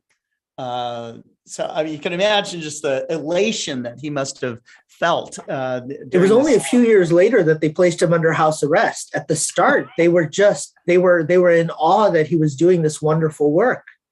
Right. And so there's some evidence. But yeah. there's some evidence that there were observations of the Galilean moons recorded by Tycho Brahe's observatory about a year or a few months before Galileo, but they didn't believe what they were seeing, so they didn't note down a long-term progression. They just noted that there were these other dots beside this wanderer. Right. So I wonder if Galileo had, zeroed in on those observations, if there were any notes or anything communicated amongst his close friends, his group of scientists that he was communicating with. It says here that Galileo continued to observe the satellites over the next 18 months. And by mid-1611, he had obtained remarkably accurate estimates for their periods. And that was something that Johannes Kepler believed impossible. Yeah. So that, just kind of shows you the stature and the ability of Galileo in his observations and, the application of his scientific mind. You also have to, one of the things that always gets me is there's a certain amount of, I don't even know what to call it, but the fact that Jupiter's spin puts its moon's orbits around it in almost the same plane as the ecliptic, so that we can actually see them head on, so that we can take accurate measurements of radii and accurate measurements of period. We're not missing something in that point.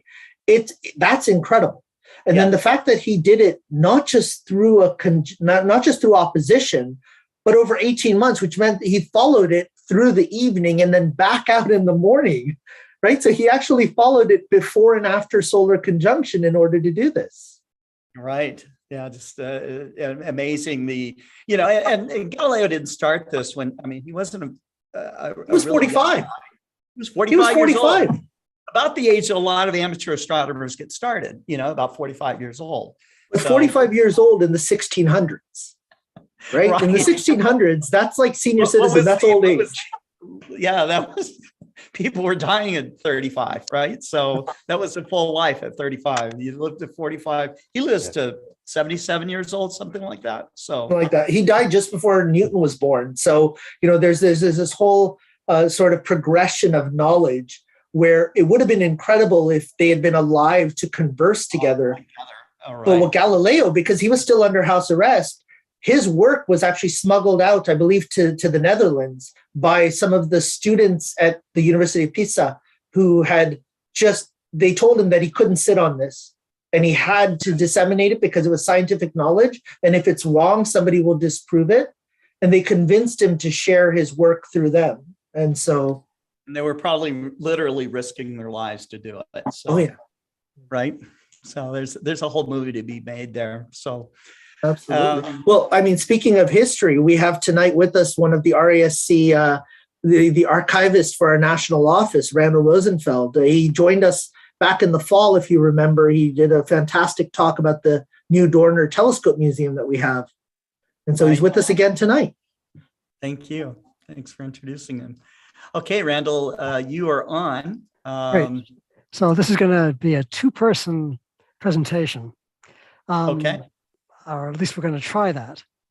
We're going to be using non-17th century technology.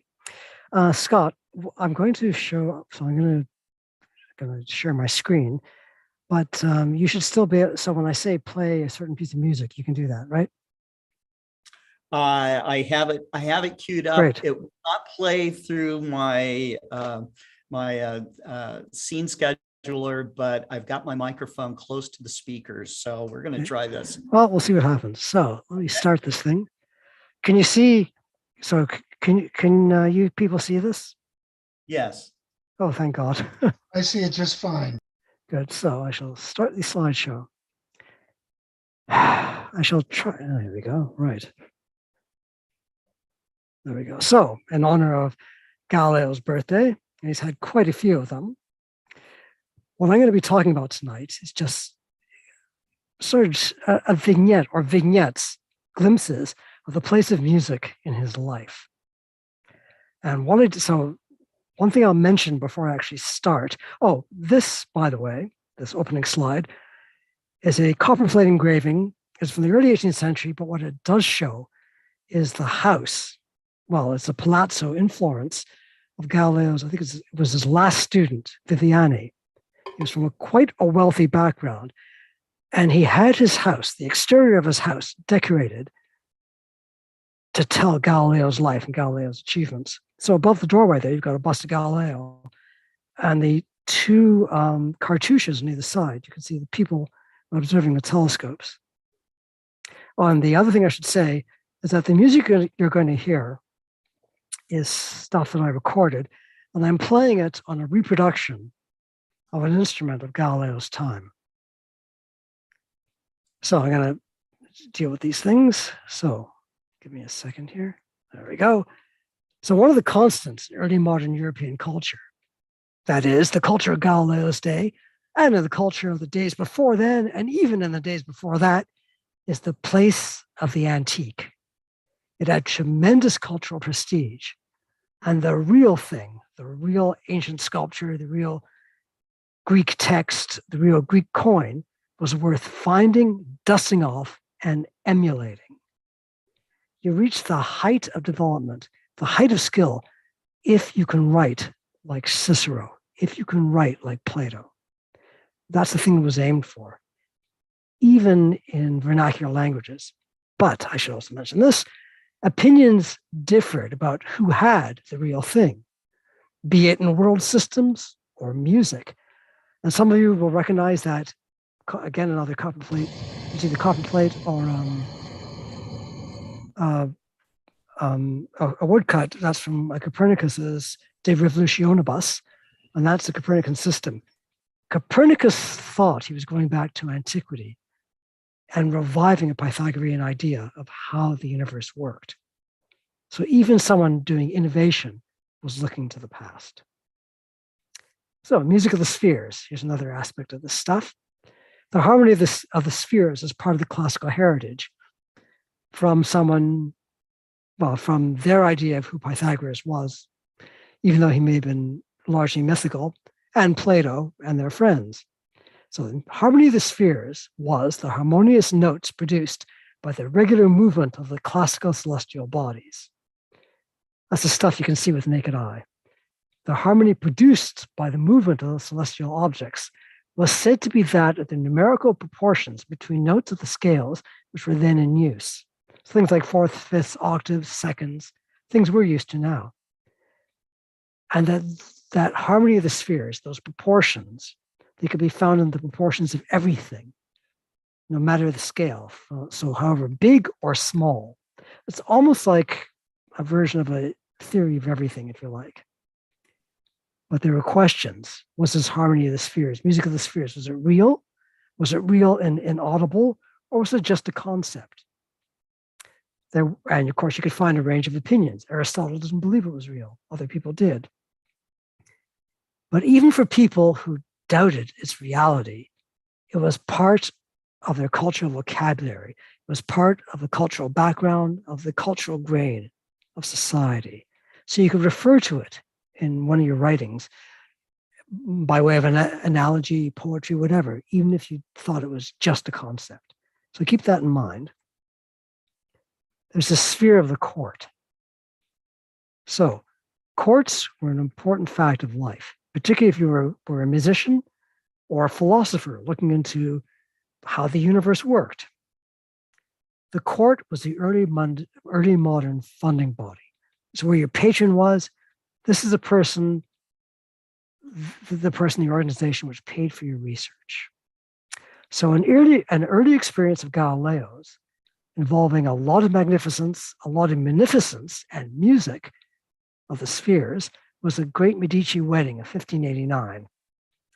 It was the wedding of the guy who would one day become Galileo's chief patron, the Grand Duke of Florence. And it was a big Florentine Medici wedding. I cannot think of a modern equivalent of this. This was bigger than even, say, a royal wedding now. While there was good reason to think that Galileo and his father Vincenzo, they were both expert lutenists, that they took part in the entertainment for this wedding. And one of the show-stopping pieces it was on the theme of music of the spheres. It had that imagery.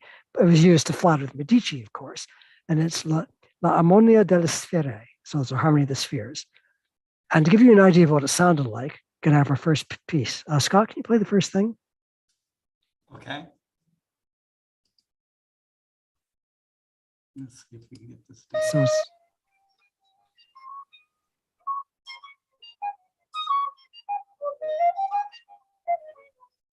that's the wrong piece. You know what I'm going to do? I'm going to try to play it from here, Scott. Okay. And just to see what happens. So to do that, how am I going to do this? Just give me a second. I'm going to try something I wasn't going to do. Did I screw that up? No, you I'm gonna, didn't, but this needs Galileo's permission. I'm actually going to get the instrument and try playing it live. Oh, wow. Even You better. guys don't mind. So I'll just see what happens. Give me a second. That'd be amazing. Galileo has given his permission. I believe, David, at some point, Randall had played with you on stage, right?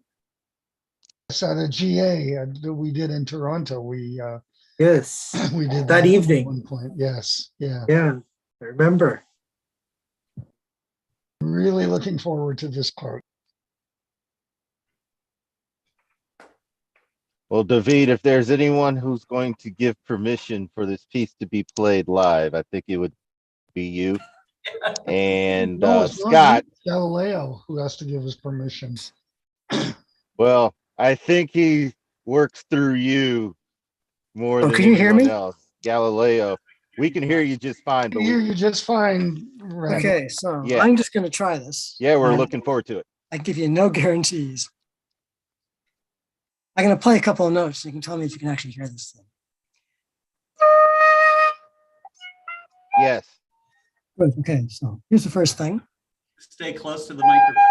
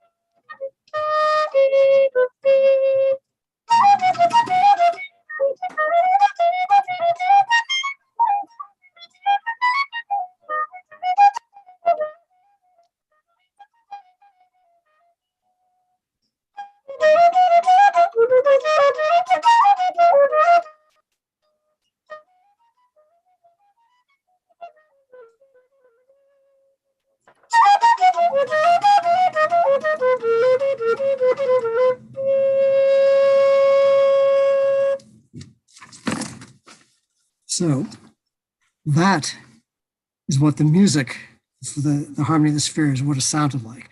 But at the time, they had much bigger forces. And that is something Galileo and his father may have taken part in.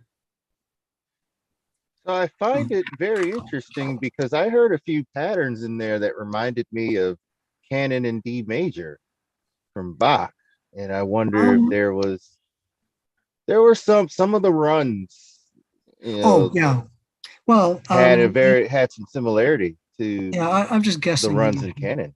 What's going on there, of course, is the similarity of the materials. I mean, they're both Baroque composers, even though there's time separating them. So the passage work, so things like, as you mentioned, scales, rapid scales, or passage words consisting of chains of thirds. Sure, you would have that. So next interesting thing. I find that interesting. Galileo's father, very famous lutenist, and he made sure that his sons all played lute. I mean, really played well. Michelangelo was probably named after the sculptor. Michelangelo was actually a professional lutenist in Munich. So, like his eldest son, the father Vincenzo, was a theorist, an experimenter, an innovator, and someone who could turn to antiquity to inspire his innovation. So Galileo's father was obsessed with renovating modern music by returning to the emotional power and purity of ancient Greek music. He thought that, well, he read the accounts of how Greek music affected people. You could actually turn an angry mob into a passive mob, or get people worked up the other way just through music. And he thought, our music can't do that. So what did the Greeks know that we didn't know? Well, Vincenzo thought he'd finally found some original surviving Greek music. And he was the first person to publish this stuff. And this was in Galileo's lifetime. And there's a page of that publication on the right there. So one of these pieces was a hymn to the sun by Mesomades, who was a court musician to the Emperor Hadrian. He was actually a freed slave, a very, very famous guy. So this is 2nd century AD. And this is the first piece of real music for which we've got the notation, which is on a text to do loosely with music of the spheres. One complication is that neither Vincenzo nor Galileo himself could actually decipher the notation. They could figure out what the text was because they knew Greek, or at least Galileo knew Greek. I'm not sure about his father. I think he did. Or he could at least refer to people who did, but they couldn't know what the notes were. Those actually got transcribed in notation later.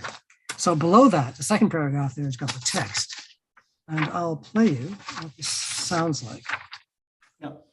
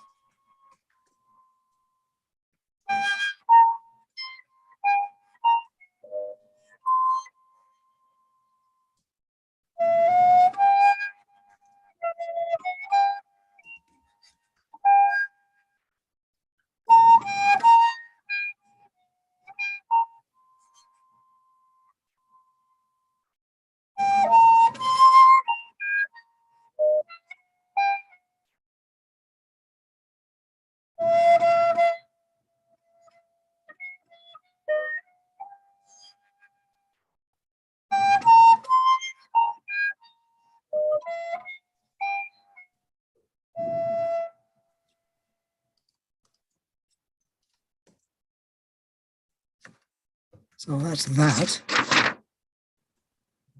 And finally, I come to the last thing, probably taking too much time anyways. So we've got lots of music written by Galileo's father, by his brother, but nothing, as far as I know, actually survives. It was written by Galileo. Galileo liked to play lute. At that time, so early 17th century, composing was actually much closer to improvising. And what I mean by that isn't that the pieces they composed lacked art or were simple or they lacked complex structure, but it's the other way around. But that people were trained. The expectation was if you're a good musician, you could improvise stuff which was as good as stuff which was purposely composed, thought about, worked over, and published. It's just the expectations of the time. And someone earlier mentioned Bach. Bach could improvise. This is later, of course. It's the same craft tradition. Bach, there are accounts of Bach improvising really complex fugues. So I'm just guessing that Galileo was probably content just to improvise. But the other thing he could have done, Galileo himself, is play the music that other members of his family wrote. So I'm going to end this by playing one of the pieces that his father wrote. It's in a manuscript in Florence. The manuscript, at least as part of his date, to 1584. So Galileo was 20. Galileo could have played this. I like that. It's a short piece. Well, what I like about it, so it's a dance, it's a galliard, but it's called Urania. So it's named after the muse of astronomy. And what better way to mark Galileo's birthday than playing something with that?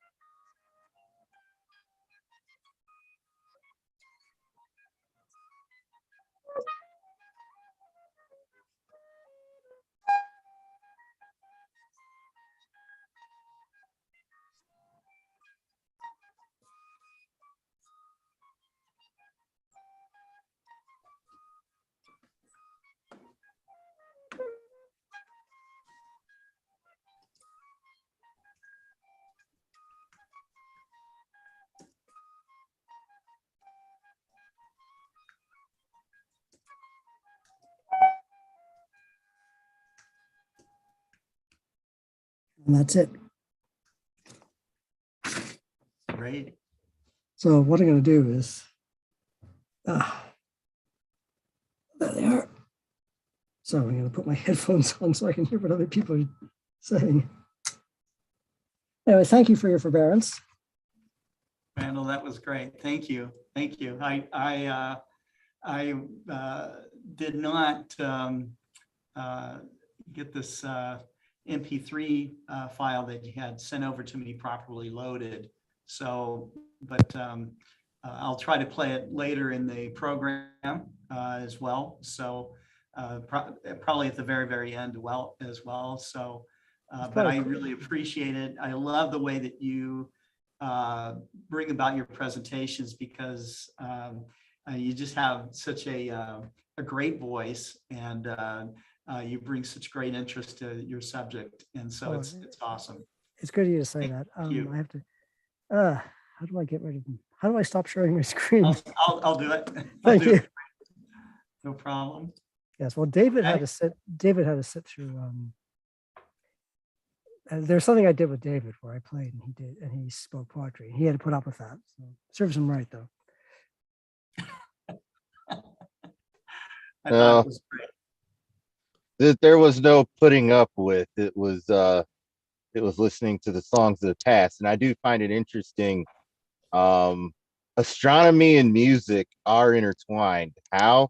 I can't say that I know, but I do see that almost correlation between those that enjoy looking at the night sky and observing and studying it also have an interest in music, and not just certain music, but music of all types. Yeah, you're absolutely right, Adrian. Yeah, but I mean, Herschel started out as a professional musician. James Jeans, he put a pipe organ in his house, which I think is pretty funny. So yeah, you're absolutely right. Oscar Peterson apparently liked to look at Saturn. He had a Questar. So yeah, absolutely. Wait a second. Oscar Peterson had a Questar?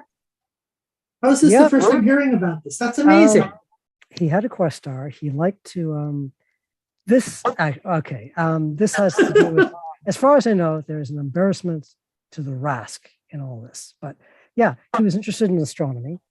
He was very sick. I mean, jazz virtuoso, and so he could afford a Questar, and he liked to go and look at planets.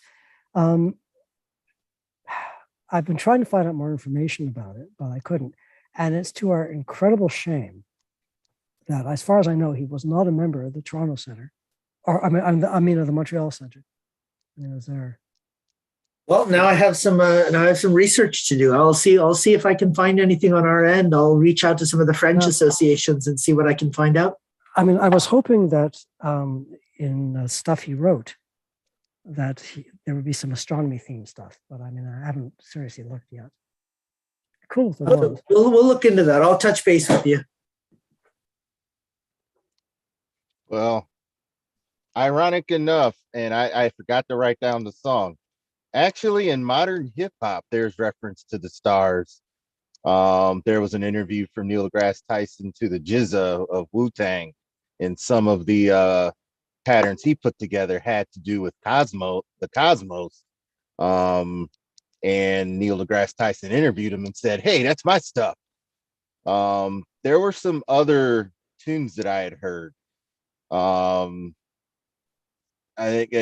I think it's safe to say that the night sky inspires all kinds of musicians. Absolutely, to write about it. Absolutely. A couple of years ago, we had a student who took the radio signals from the sun and from Jupiter and put that together into a musical composition. And I mean, sonification, taking variable stars and making music out of them, or taking, the TRAPPIST system with 7 exoplanets of different periods and making music out of it. This is, it's a way to represent what you're seeing in a way that speaks to you a little deeper. Yeah, I agree. You mentioned the pulsars. Music has been made with the pulsar beat as the background to it. That's cool. That can be interesting. Oh, I love that. Fiorella Terenzi is a astrophysicist and an entertainer, and she took music from that she translated from radio waves coming from galaxies, which is pretty interesting stuff. So it's but I think that inspiration of looking at the stars, the moon, there are countless songs that have been written about how the cosmos has affected us, not only from an intellectual scientific standpoint, but our hearts, so it's and that makes a lot of sense, since we are literally made of the stardust, and so why wouldn't we put it in our music? One thing Carolyn really wanted to do when we were observing together, I always like to think that she was a little bit serious about this, even though she did it with humor. We wanted to hire a pianist, install a grand piano underneath the 18-inch, and have him or her come and entertain us as we were doing our all-night observing sessions with music. Yeah. So, well, remember, I think that would have added tremendously to it. When I first started observing with my initial club, University Lowbrows, I got the distinct feeling that music was not allowed, and I'm going, why not? But then again, considering the music I listened to, that was probably why not. But playing the little, and David, you've seen the where I put some of my pictures to music. Watching it and having the music behind it does something to harmonize with the with just those images. It's like it brings something together. and I am still looking to do something with a Mozart piece sometime down the road to see how that looks. I have a lot of images to collect before I put that together, but I'm working on it. And I look forward to hearing that and seeing that. There was a recent thing on the internet of some shots of Mars from one of the I forget which missions, the latest ones, all sorts of snapshots and panoramas of the Martian surface. And anyways, they had it to music, and it was very spiritual, if you will, in a sense. It was very dramatic, and it really enhanced the photographs, which were almost like paintings, because they were just snapshots of certain areas. But the music was very dramatic, and it kind of grabbed you, and you felt like it was like 2001, the movie. It was just like, wow, made you want to go there. So I think that's exactly what I'm thinking. One way to present Thanks, Glenn. space in the night sky. That's exactly it works really well for Mars. I'll see if I can find it for next week's session. It was really good. Great. Martin Eastburn, Thanks, watching on YouTube, reminds us that about the planets written by Holst. So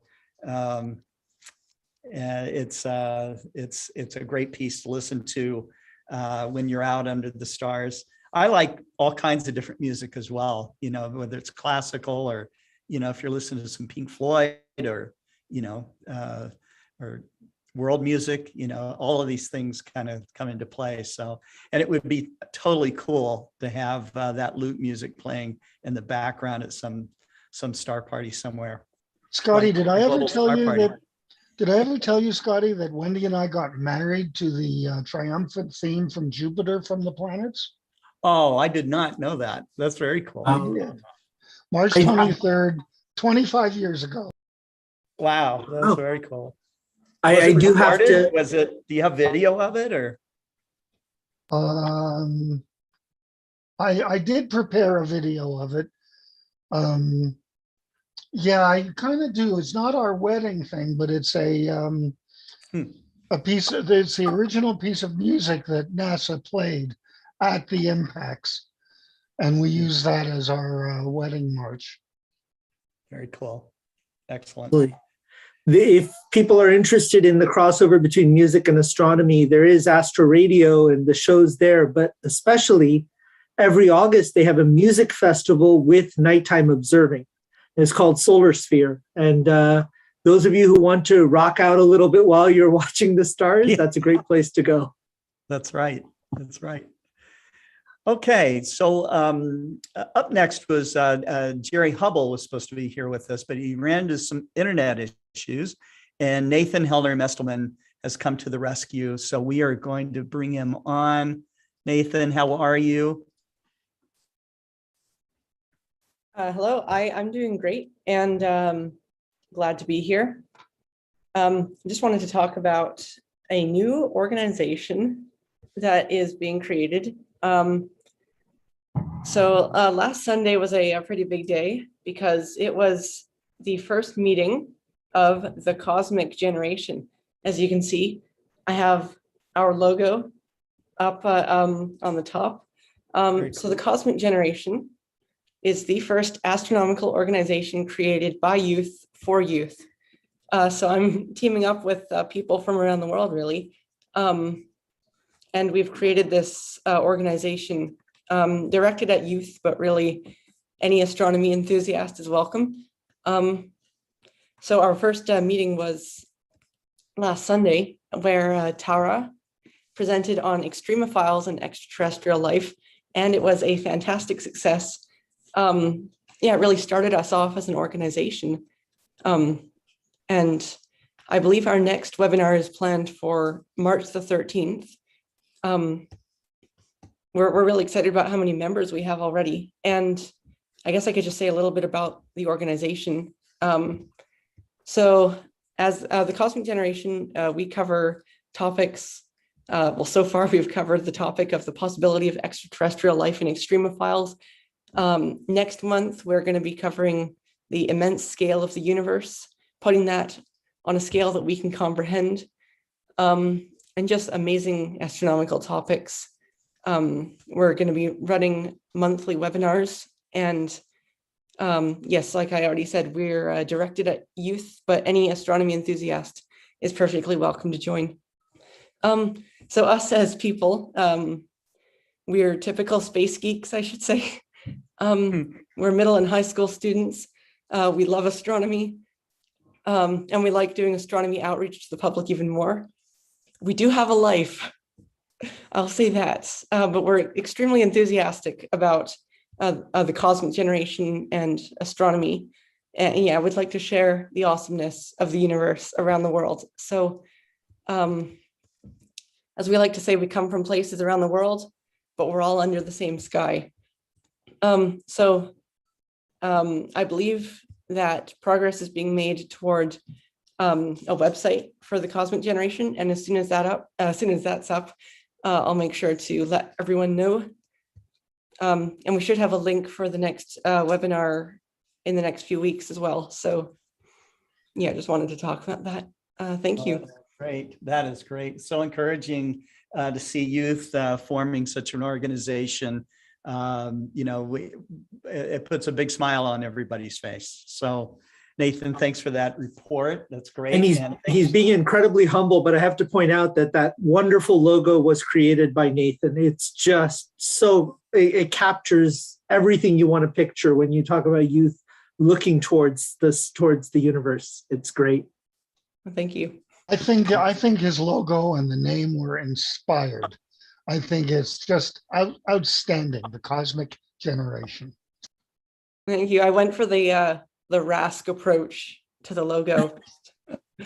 Well, the Denver Astronomical Society has a similar Well, they shape. make nice pins, you know, because that, they're round. So No, it's going to do just fine. I think you all, without realizing it, may be the generation that kind of pulls us back up from where we are today with, we'll call it pseudoscience, we'll call it the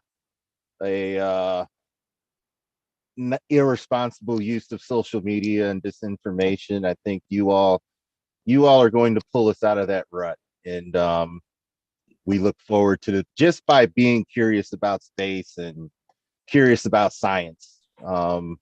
You all, there's definitely no pressure. I think it's just something you all are naturally doing. You're sort of stepping away from the game consoles are there. We know the gaming consoles are there, but you're taking time to step away and to see what's going on in the actual natural world. And you know, from someone who's hopefully will still live to see your impact on this entire world, we look forward to that, and we salute you for doing what a few of us could not, which was, you know, both take care of the planet and further space exploration. You got kind of a heavy load. That's true. Yeah, but I think they'll handle it fine. This is a wonderful start. But no pressure. No pressure. Just you know what? It's up to those of us here to help support you and take some of that pressure off of you by helping with this,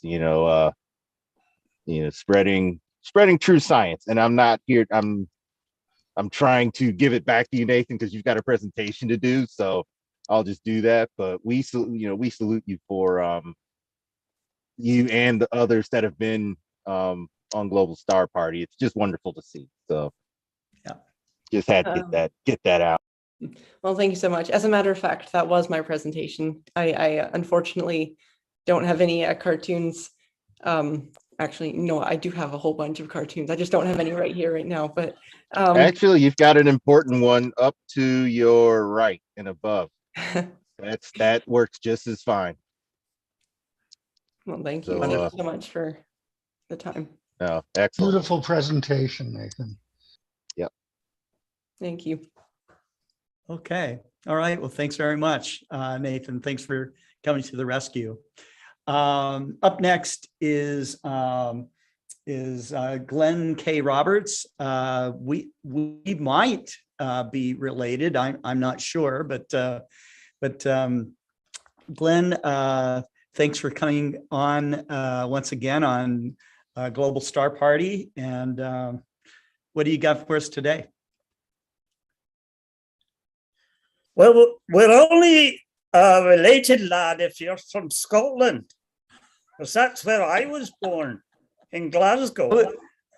My So relatives are if from you've any Wales. Scottish blood in you, we are related in some manner. I'm sure. That's right. Anyway, All right. so pleasure to be here again.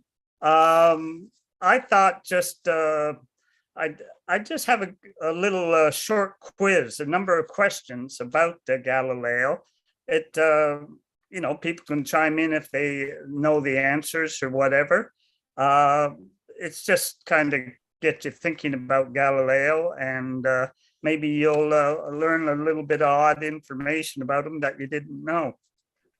Anyway, so we're on his 458th anniversary, born February 15th, 1564, and he died June 8th, 1642. So he lived to be 78 years old or thereabouts.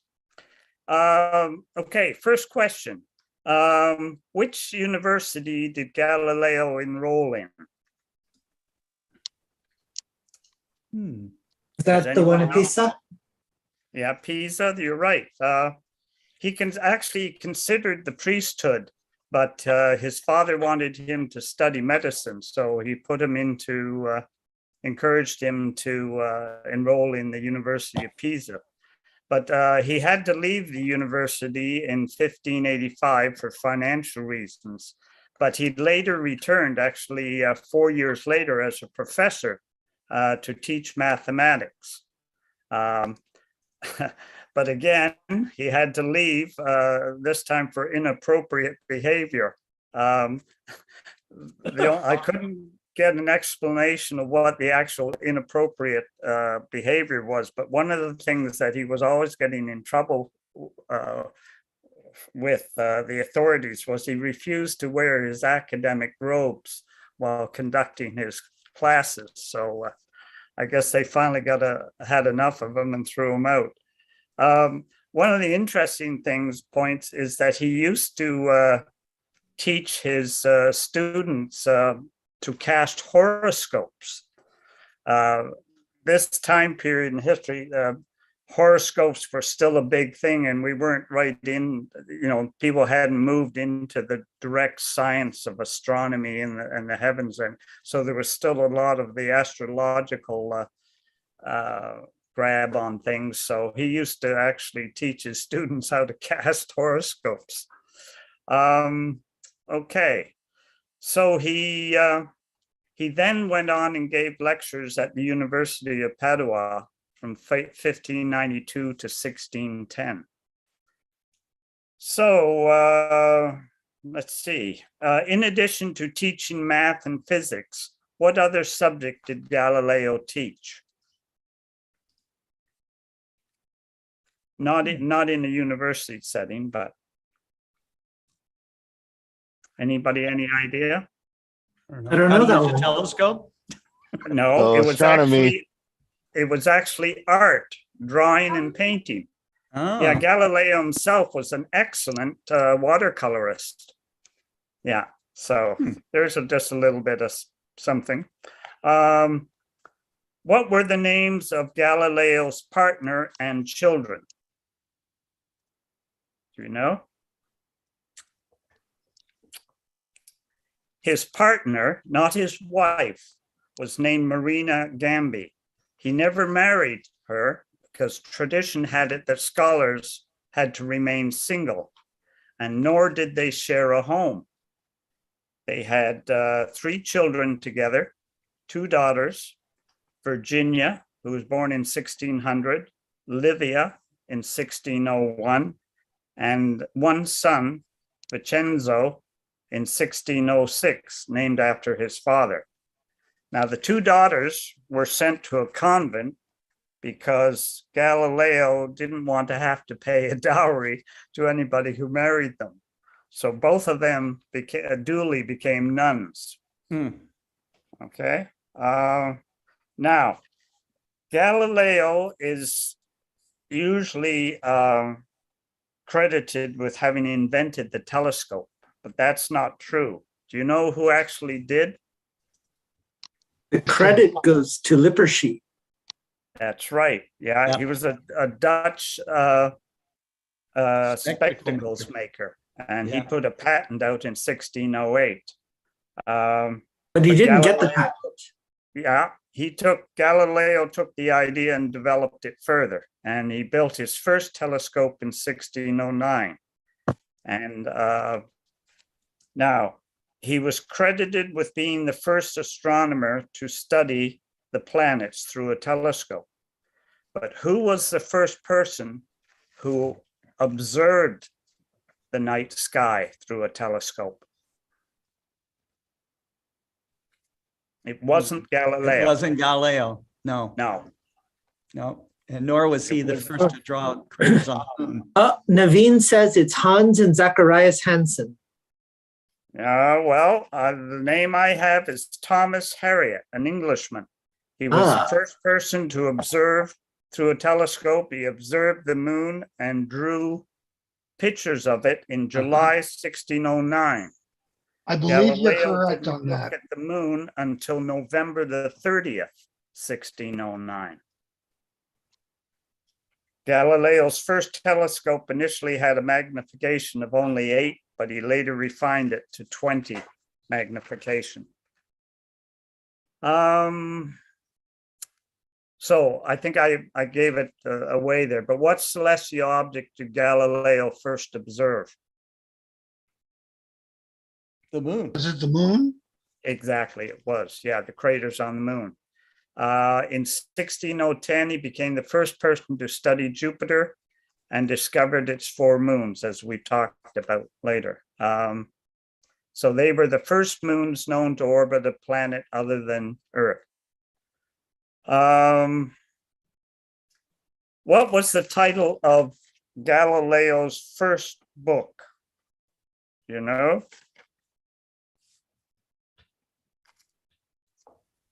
He wrote it in 1586. Sidereus Nuncis. It was all about the science of motion, or kinematics. Kinematics? Yeah. Kinematics, yeah. Yeah. It was titled The Little Balance, and it was published in 1586. That was what he was using for teaching physics and mathematics, right? That was exactly, yeah. It was actually the end result of about 20 years study on motion. Let me see where. He was one of the first to figure out that the acceleration was independent of mass for gravity on Earth by doing the inclined planes. And that was what he published in that book. Yeah. So what was the title of the book that Galileo wrote in 1632 that got him in trouble with the Catholic Church? It actually got him charged, tried, and found guilty of heresy. Do you anybody know the name of it? Karim? Sidereus Nuncius. It was called The Dialogue Concerning the Two Chief World Systems, and it was banned by the church. He was found guilty of heresy and forced to publicly repent, and then sentenced to life in prison, but that was later changed, as mentioned, to house arrest. So what was the theory in this book that got Galileo in trouble with the church? And of which Galileo was a strong supporter? Which theory? I thought it wasn't so much the theory, Copernican theory, but the way that he characterized the Pope's ideas. And he kind of invented a character named Simplicio that really mimic the Pope's ideas. And that is what got the Pope so angry with him. Well, yeah, that's part of the reason. Anyways, it was the heliocentrism, the Copernican theory, that the sun was actually the center of the solar system and not the Earth, and that the Earth and other planets revolved around the sun. But it wasn't actually his support of the heliocentrism theory. It was more, had to do with the way he spoke about the Earth going around the sun. And that went contrary to certain passages in the Bible. So that's what I guess he was really tried for. But as David said, it was probably a personal thing with the Pope too. In addition to his discovery of the moon's craters, the moons of Jupiter and the rings of Saturn, what else was Galileo credited with being the first person to discover? The sunspots. Yeah. The Well, actual rotational rate of the sun. Yes. Yeah, that was one of the things, but the primary one was that the Milky Way was composed of stars. Okay, let's see, just a couple more. Let's see, while under house arrest from 1634 until his death in 1642, Galileo wrote a book before becoming blind, which was the result of him observing sunspots for so many years. What was the title of that book? Someone mentioned or alluded to it earlier. Is it possible that it was about the comets of 1616? No. No. It was a book called Two New Sciences, and it was published in Holland in 1638. It was actually snuck out of the country and published in Holland in 1638. It dealt with the science of motion and the strength of materials. I stand corrected. Newton's first law of motion was based on Galileo's concept of inertia, as Karim alluded to. Now, here's an interesting little thing. What parts of Galileo's bodies went missing when his remains were exhumed in 1737? One of them was a tooth. Then Dill says a finger. Anybody else want to chip in? He had three fingers removed. And Yeah, that's what Navin is saying. Yes. Yeah, you're right, Scott. It was three fingers, one vertebra, and a tooth. Oh, that's vertebra right. as well. Yes, yeah, that's they right. were grabbed by an ardent admirer. Now, So somebody has his stem cells. yeah. Well, actually, when he died in Florence in 1642, the church would not permit his body to be buried beside that of his family members in the Santa Croce Basilica in Florence. Instead, they placed him in a side chapel. Now, in 1737, by then his popularity and fame had somewhat grown. His remains were dug up and moved to a tomb in the basilica's main chapel. Now, while being moved, an ardent admirer purloined three fingers, a vertebra, and a tooth. Two of the fingers and the tooth were later recovered in 1900 at an auction in Europe. There's no record of what became of the missing vertebra or the tooth. But which finger of which hand of Galileo is now on display at the University of Padua in Italy? I know it's the middle finger. The right hand. I was going to guess that. And how appropriate that he would that he would do that to the church. Okay, just a couple little quick things here. Which famous individual lies near Galileo in the Santa Croce Basilica? Is it Da Vinci? No. Michelangelo. Which famous scientist was born the year Galileo died in 1642? Newton. Exactly. Which famous person was born the same year of Galileo in 1564? Shakespeare. Very good. My first degree was in Shakespeare. Galileo was the favorite scientist of which equally famous scientist? Modern, let me say famous, modern, famous. Who? Einstein. Einstein. Exactly. Einstein stated that the work of Galileo marks the real beginning of physics. And the last one, in what year was Galileo finally pardoned by the Catholic Church? 1979 or so?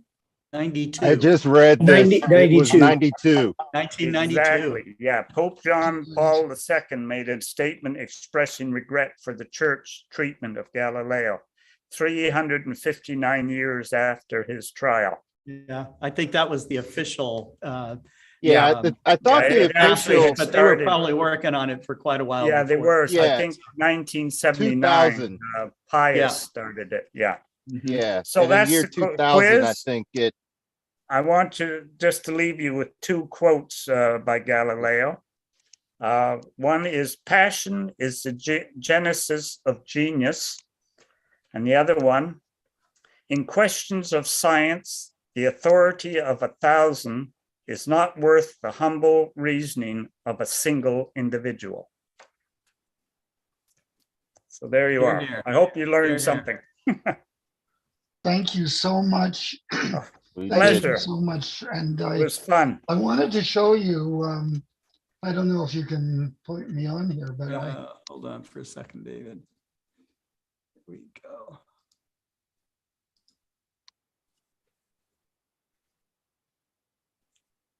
Just pull it back a little bit, David. It's a little bit out of focus. Yep, and you're on There mute. we go. There we go. And you're muted, David. okay, there's the, Like Thomas Harriot's, one of his drawings.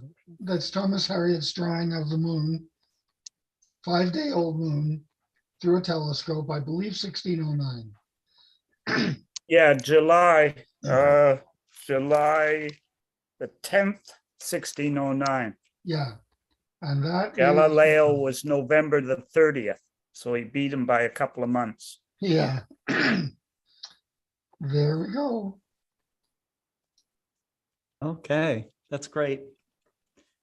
Wonderful. Okay, we're going to take a short break, and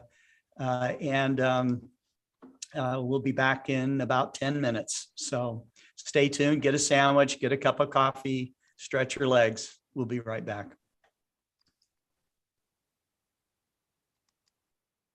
Thanks, Glenn, for coming tonight. I really, really enjoyed that. Yeah, there's a lot there.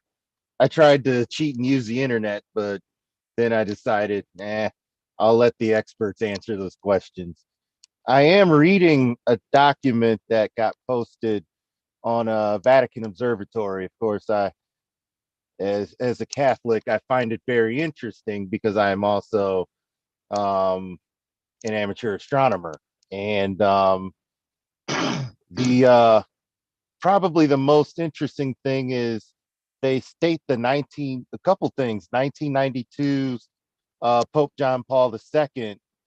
A lot of, as I typed into David, Pope John Paul II ushered in a lot of reformation for the Catholic Church during his reign, and there were a lot of things that it's as if the church kind of looked at the real world and said, we need to be relevant to what's around us, not to what is in the past. And one of the things they addressed was Galileo and how science is caught up to, well, he was right all along. and that those words would be mine. But it mentions the church put forth an official apology in 2000. So maybe using the writing of Pope John Paul II, but I'm not sure. I'd have to talk to Brother Guy about the official apology, so to speak, to find out, what that all entailed. Earlier in the document, it mentioned that the Copernican system was taught as a mathematical system and not a philosophical description of the universe, which, what was considered science at the time, the earth-centered science, and then of course in the Bible, not nothing jiving with what Galileo was discovering or observing directly. I know that it's a hot button topic between the church and Galileo, and it makes for interesting discussion because there are definitely some, you can get people going. I'm sure there may be people going in the that are watching the Star Party about Galileo being a reason that today people will look at the church with disdain, and the science versus religion debate moves on. So I definitely find it fascinating. One thing that I'd like to add with that is that the Vatican Observatory, that Brother Guy is the director of now, is one of the world's top observatories. And they're doing some first-rate astronomy there. And yeah, Brother and Guy, that's the one in Arizona, right, David? it's when they moved the it to original Arizona. one is in Rome, and is also the Pope's summer. Yeah, Castel Gandolfo. Yes, exactly. Yeah. And there's some stories about Father George Coyne when he was trying to do his daily run around the observatory, and he would see that the Pope is walking around, and he had a gown or something that he would quickly stop running and throw on this gown so that the Pope wouldn't see him dressed to run. But the funny thing is that the two of them started to talk one day, and Father Coyne said, "Well, where are you going?" And he said, "Well, I'm just trying to get a sandwich." And Father Coyne knew where the restaurant was, or the kitchen was, and two of them walked to the kitchen, knocked on the door, and the person who answered the door was absolutely stunned to see the pontiff standing there. And she said, "Your Holiness, you are not supposed to be here. We are supposed to deliver the sandwich to your apartment." And here is Pope John Paul II saying, "I just wanted a sandwich. Can a guy get a sandwich here?" Oh, who knows? It's sacrilege for me to say whether Pope John Paul swore as he said, "Can I just have a sandwich?" It reminds me of our Pope now, Pope Francis, being, I would call it maybe more radical, although that's probably not the right word. Some of the ways that Pope Francis has handled, the church is, a departure. Our church has politics in it, like a lot of large major institutions, and our beliefs may not waver to some extent, but we're aware that there are some things that are done wrong. There are some things that are done for a particular reason, and we're working through those. We're working through them as a church. There's one constant, and that is the night sky is beautiful, and science is not to be rejected in favor of blind religion. In our side, the two should work together. Actually, Um, the first sentence you said is the one that I think that's the key. The night sky is beautiful, full stop. yeah, I think that's the key for me, David. It regardless of where where I sit with the church, and I'm a part of the church, but I will always look at the night sky, and the image will, regardless of what side of the fence you sit on, looking at the night sky draws the same look, the same wow, this is beautiful, and the same maybe there's something out there bigger than myself that I think we all need as humanity. Yeah. Well, I'm going to have to be leaving. It was a time of discord in the Christian world. But Glenn, you and I are going to get together at some point to Threatened by talk the about Protestant comets and Reformation, literature. the Roman Catholic Church demanded Yes, strict yeah, adherence for to sure. its dogma. Talk Okay, about looking comets. forward to and- that very, In this very much. turbulent era, the Vatican considered astronomy to be Okay, an guys, you investigation take care of God's yourselves, work. and we'll see you next You week. too, The David. church taught that all heavenly bodies were Okay, take unchanging care. and pristine. All right. And But Navin, Galileo's it's good to see telescope you here, continued and to reveal a Nathan, cosmos and quite all of unlike my the friends. officially accepted truth. And we'll see you next, Even on the Marcelo, and bright we'll see you surface next of the week. sun itself, All right. Clear Galileo skies. Nice to meet you. Nice to meet you. Guys, David. Which he named sunspots. He could not have known that the spots were actually For those that magnetic missed the storms. first part of this, His descriptions of them that's on that's on the screen now. They mentioned the fact that Aristotle is I think I got that wrong. In longer and The- shorter periods. Some that of them Galileo change, challenged others that greatly view, and that expand was from the day to basis day. for the Catholic change Church's their shapes, theology and some back in almost that time, They and must be started enormous in that bulk, huge being rift. either on the sun I'm going to or go on mute now and let the rest of the video play. Galileo gets into an argument with a German Jesuit mathematician named Christoph Scheiner about the nature of sunspots. The German argues that these spots are in fact little satellites that go around the sun. Whereas Galileo argues that these spots are really either on the surface of the sun or very close to it, and that they're sort of like perhaps clouds. If the Jesuit were right, and the spots were independent satellites, then the surface of the sun would remain pristine, as doctrine demanded. Sunspots have a very irregular appearance, and if you can bring that out visually, then the argument that these are satellites of the sun becomes absurd. And so Galileo very carefully planned the publication of his letters of sunspots.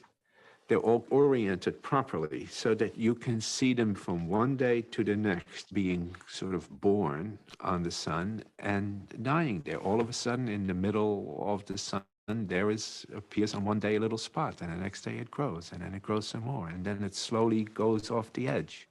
Clearly, there are spots on the sun that are so irregularly shaped that they can't possibly be satellites. There is a visual essay in which you have uninterrupted views of sunspots. Galileo produced a series of intricate engravings recording the daily changes of his sunspots. The continuous movements of the blemishes suggested that the sun might actually rotate on its axis.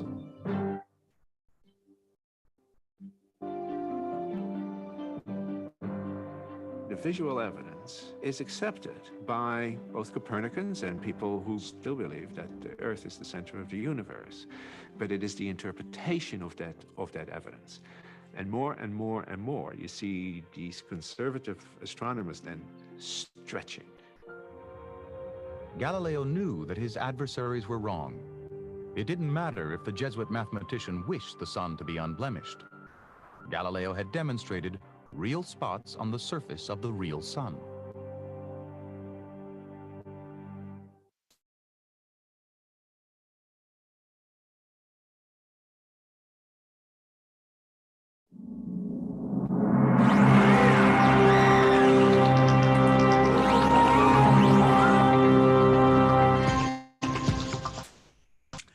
Well, hello, everybody. Thank you for tuning in to the 83rd Global Star Party, a celebration of Galileo's birthday.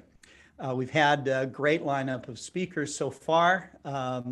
been a lot of interesting quotes. We heard live music from, that was written by Galileo's father.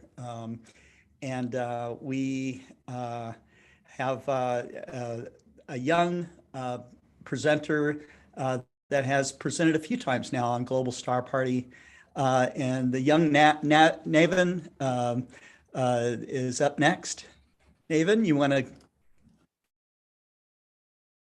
All right, hello everyone. I'm Navin. If you don't know me, today I'm going to be doing a presentation about Galileo.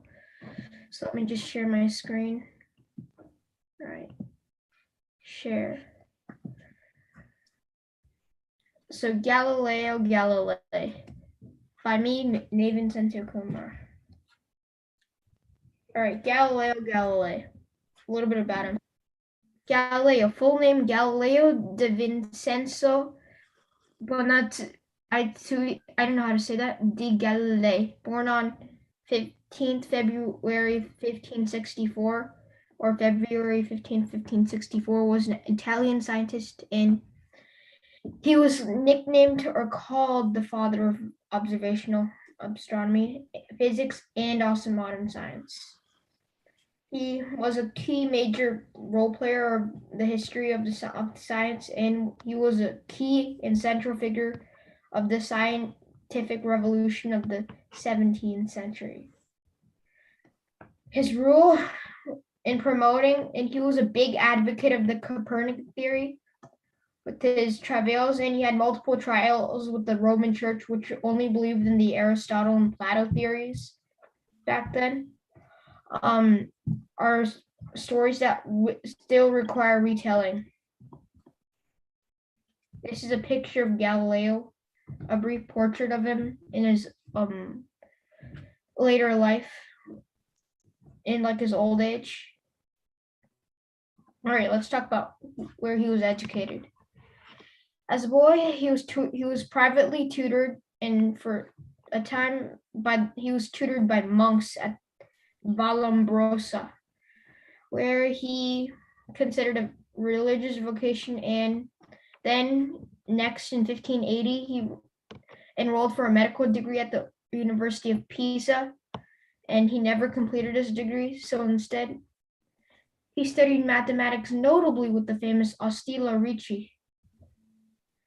Then he studied speed and velocity, gravity and free fall, the principle of relativity, inertia, projectile motion, and also worked in applied science and hydrostatic balances. His contributions to observational astronomy include telescopic confirmation of the phases of Venus, which we will look at later, observation of the four largest satellites or moons of Jupiter. He found Saturn's rings, and he did an analysis of lunar craters and sunspots. That's him kinda in his college days. All right, the thermoscope.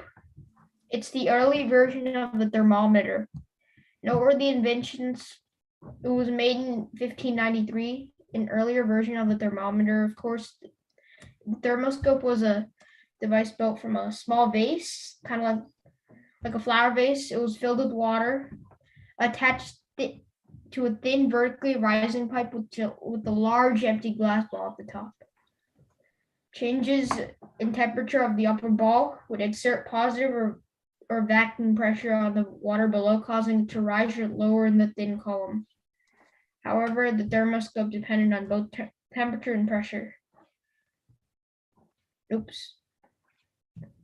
A group of academics and technicians known as the Accademia del Cimento of Florence, who included Galileo's pupil, Torricelli, and Torricelli's pupil Vivani, later invented a device known as the Galileo thermometer based on Galileo's principle, which the thermometer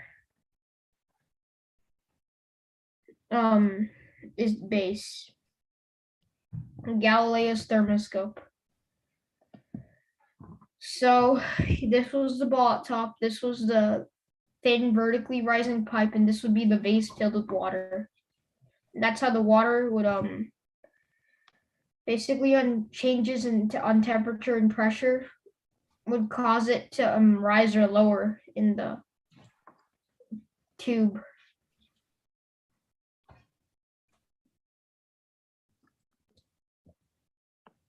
All right, now let's talk about Copernican heliocentrism. What is Copernican heliocentrism? It's about the Earth rotating daily and revolving around the sun. It's also about the planets revolving around the sun and having different orbit times and speeds. So Copernican heliocentrism is basically, instead of the Earth being in the middle, which was in the first theory that Aristotle and Plato made, the sun was in the center, and Galileo was a big advocate of this, and he supported it strongly. And he also tried to prove it at the best he could. All planets would orbit in circular paths and at different uniform speeds. It was published in 1543, and Nicholas Copernicus gave it its name because it's basically Nicholas Copernicus's last name. All right, this would be the Earth. That was the old theory that Aristotle made. It was the Earth, the Moon, Mercury, Venus, Mars, the Sun, Jupiter. It was kind of confusing. All right, this one was the heliocentrism theory. It was the sun. This is one of the original drawings. It was the sun right here. This would have been Mercury, Venus. This would have been Earth. This would have been Mars. This would have been Jupiter. This would have been Saturn. This would have been Saturn and Uranus or something. And but Uranus and Neptune and Pluto aren't really on here because they weren't discovered back then. And Galileo did discover Uranus, but he thought it was a star originally, so he didn't really write it down.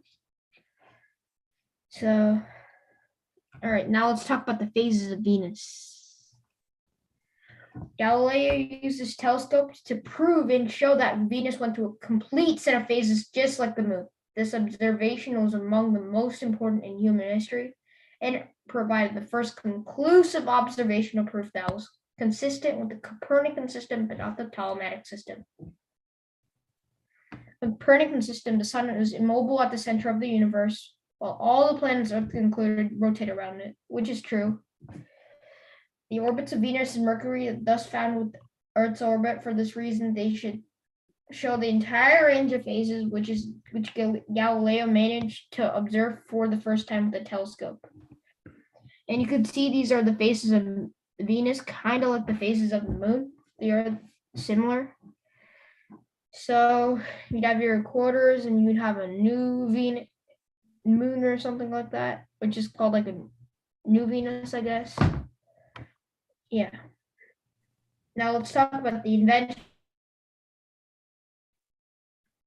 of the telescope. All right, these are some pictures of the telescope. His first telescope kind of was like a refractor. He firstly invented the refractor, even though he didn't invent the first telescope. And this was like a double barrel telescope. It was kind of like with the outside stand. And this would be the primary barrel. This would be the secondary barrel.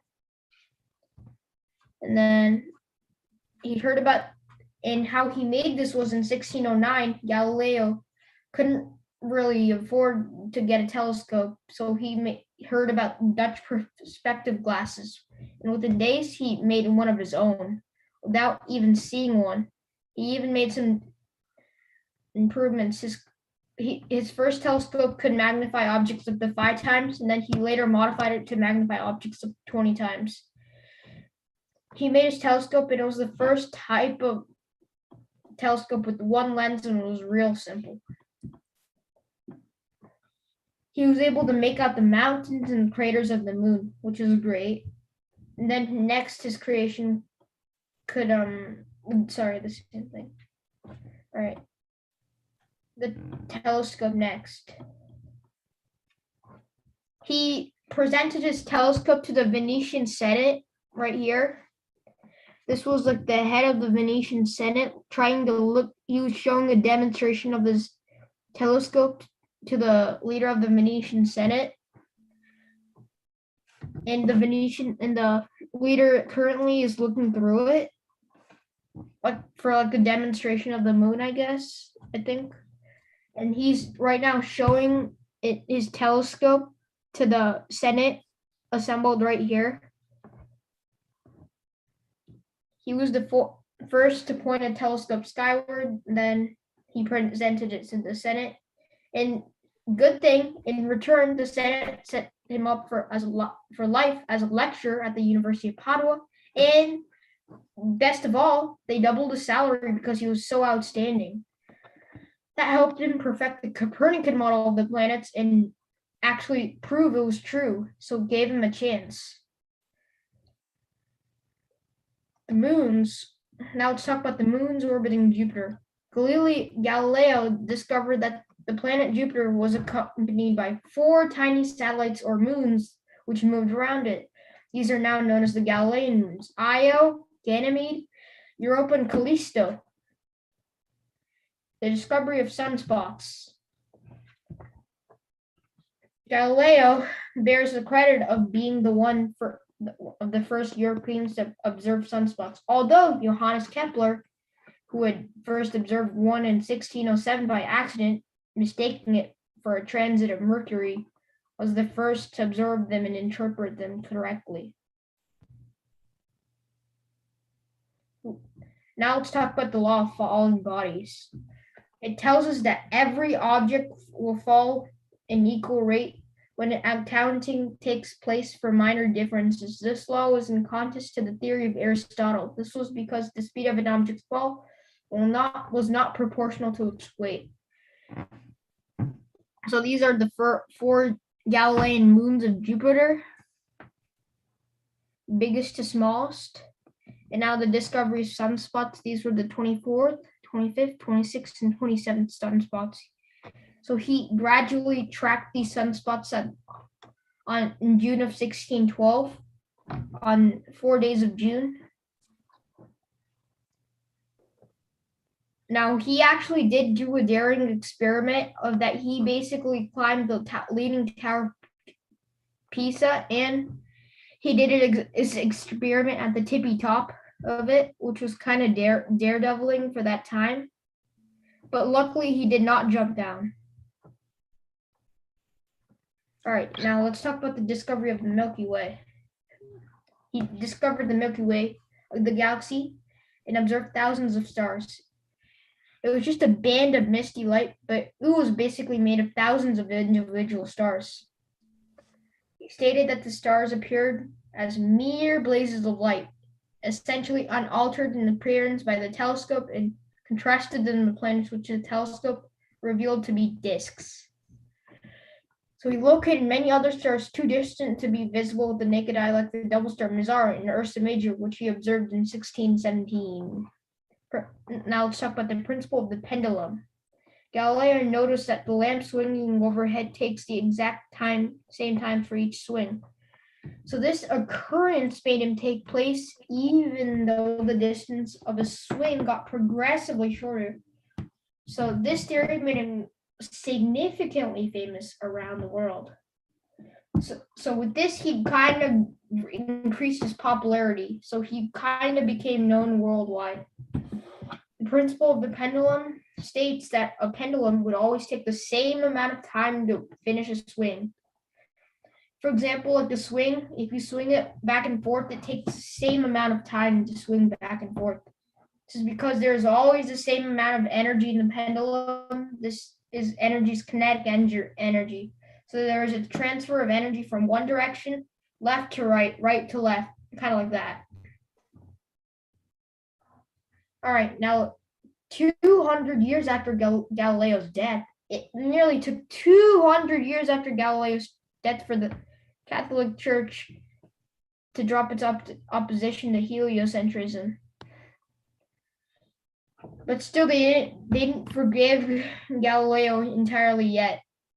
But they just realized that Galileo's that that theory was wrong.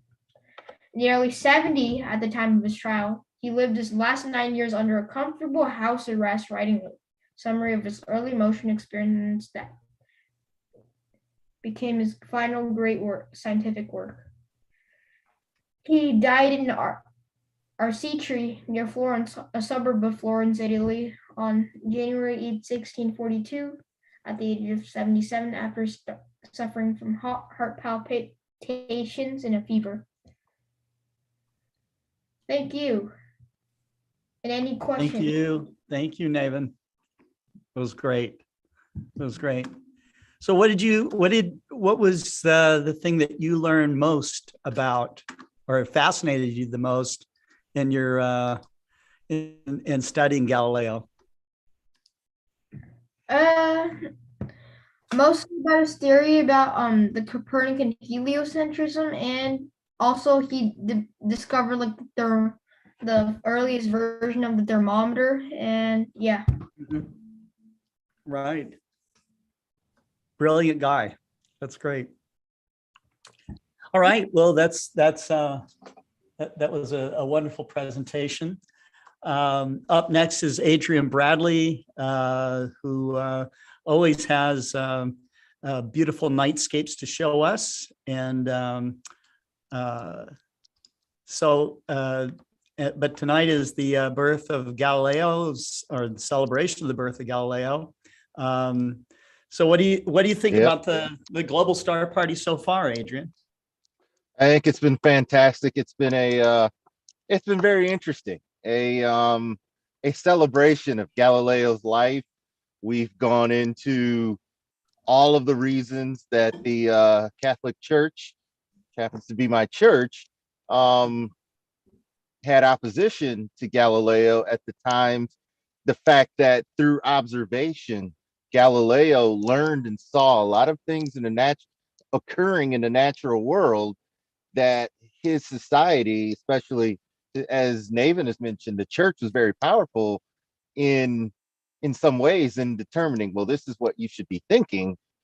Not dissimilar to some of the challenges that we're facing today, with a society as a whole tends to move in a group where there's common thinking. And we have those of us that enjoy science and listen to scientists may listen to contrary information to what a general public, a general society grows up to believe. And there's always kind of this fight, this back and forth. And Galileo fought it. The Catholic Church later says we were wrong, and yet and still there's kind of the religion versus science rift that exists, I can say, for America. And this sort of rift can paint an adversarial thing, whereas to me, I say let the adversaries be Super Bowl combatants. And I'm going to start sharing my screen to share just some thoughts tied into what we've been learning about Galileo. And I'm doing my best to tie in a Super Bowl commercial that seemed to suggest looking at space, and I won't play it here, but it starts out space, the final frontier, but then the ad basically goes on to say, why invest in all these things in space when we have Earth to worry about? And this is kind of what Matthew McConaughey, who's the lead actor here, and I invite all of you to watch that commercial and give your thoughts. Our campaign is not anti-technology. It's not anti-pioneering space. It's saying, hey, we have to not be so ready to quit on our home team, our home planet. We've got a home field advantage. Let's take care of it. And it goes on and on. The day comes where there's a great migration or immigration to travel to space. I bet Elon, Mark, and Jeff would like to export a more valuable society there with people. I think, Scott, you're going to, it sounded like you're going to jump in and mention something. Yeah, but, I just, absolutely agree that, we need to resolve, our old ways of thinking, and really understand that we have one humanity, one planet, one Absolutely. sky, we just have the resources that we have. As Carl Sagan said, there's no one out there in the vastness of the darkness of someone that's going to swoop in and save us from ourselves. So Right. we really do now need the good news is that if you read the comments from various people, you actually get the idea that a lot of people are saying, well, we can do both, and whether they like the video or hate the video, it is promising that just looking at some of the replies, most of the people are agreeing with the message of, like you're saying, taking care of the only resource we have, but they're also saying space exploration isn't bad, which the ad tended to, the ad kind of dug at it a little bit, saying why spend all the millions in space, but I'll give you a compelling reason why. We are a spacefaring species. I agree. We have people that are in space 24/7. We have our appliances flying through the solar system, collecting data for us. We're not just on Earth. We're in our solar system.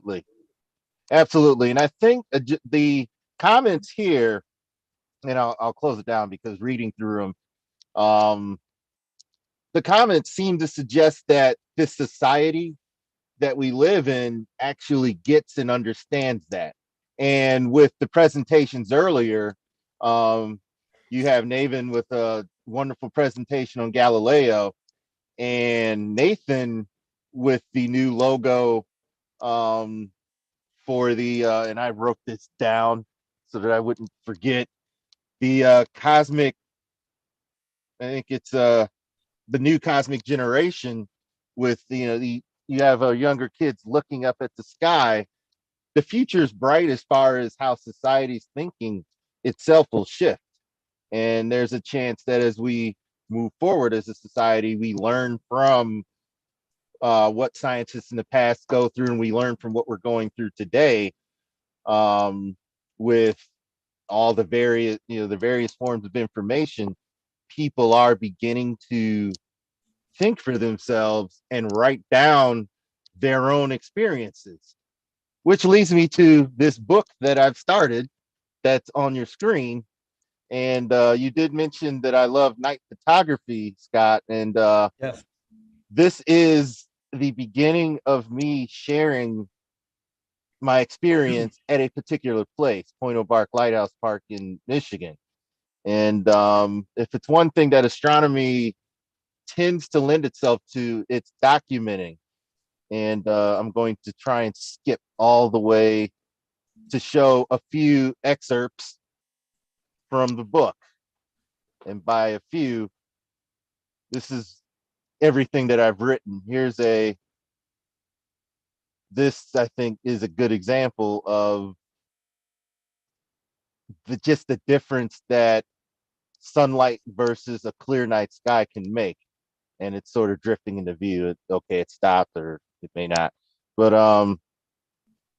you can see the difference as these pictures are slowly going down. You see the difference in how this place looks day versus night.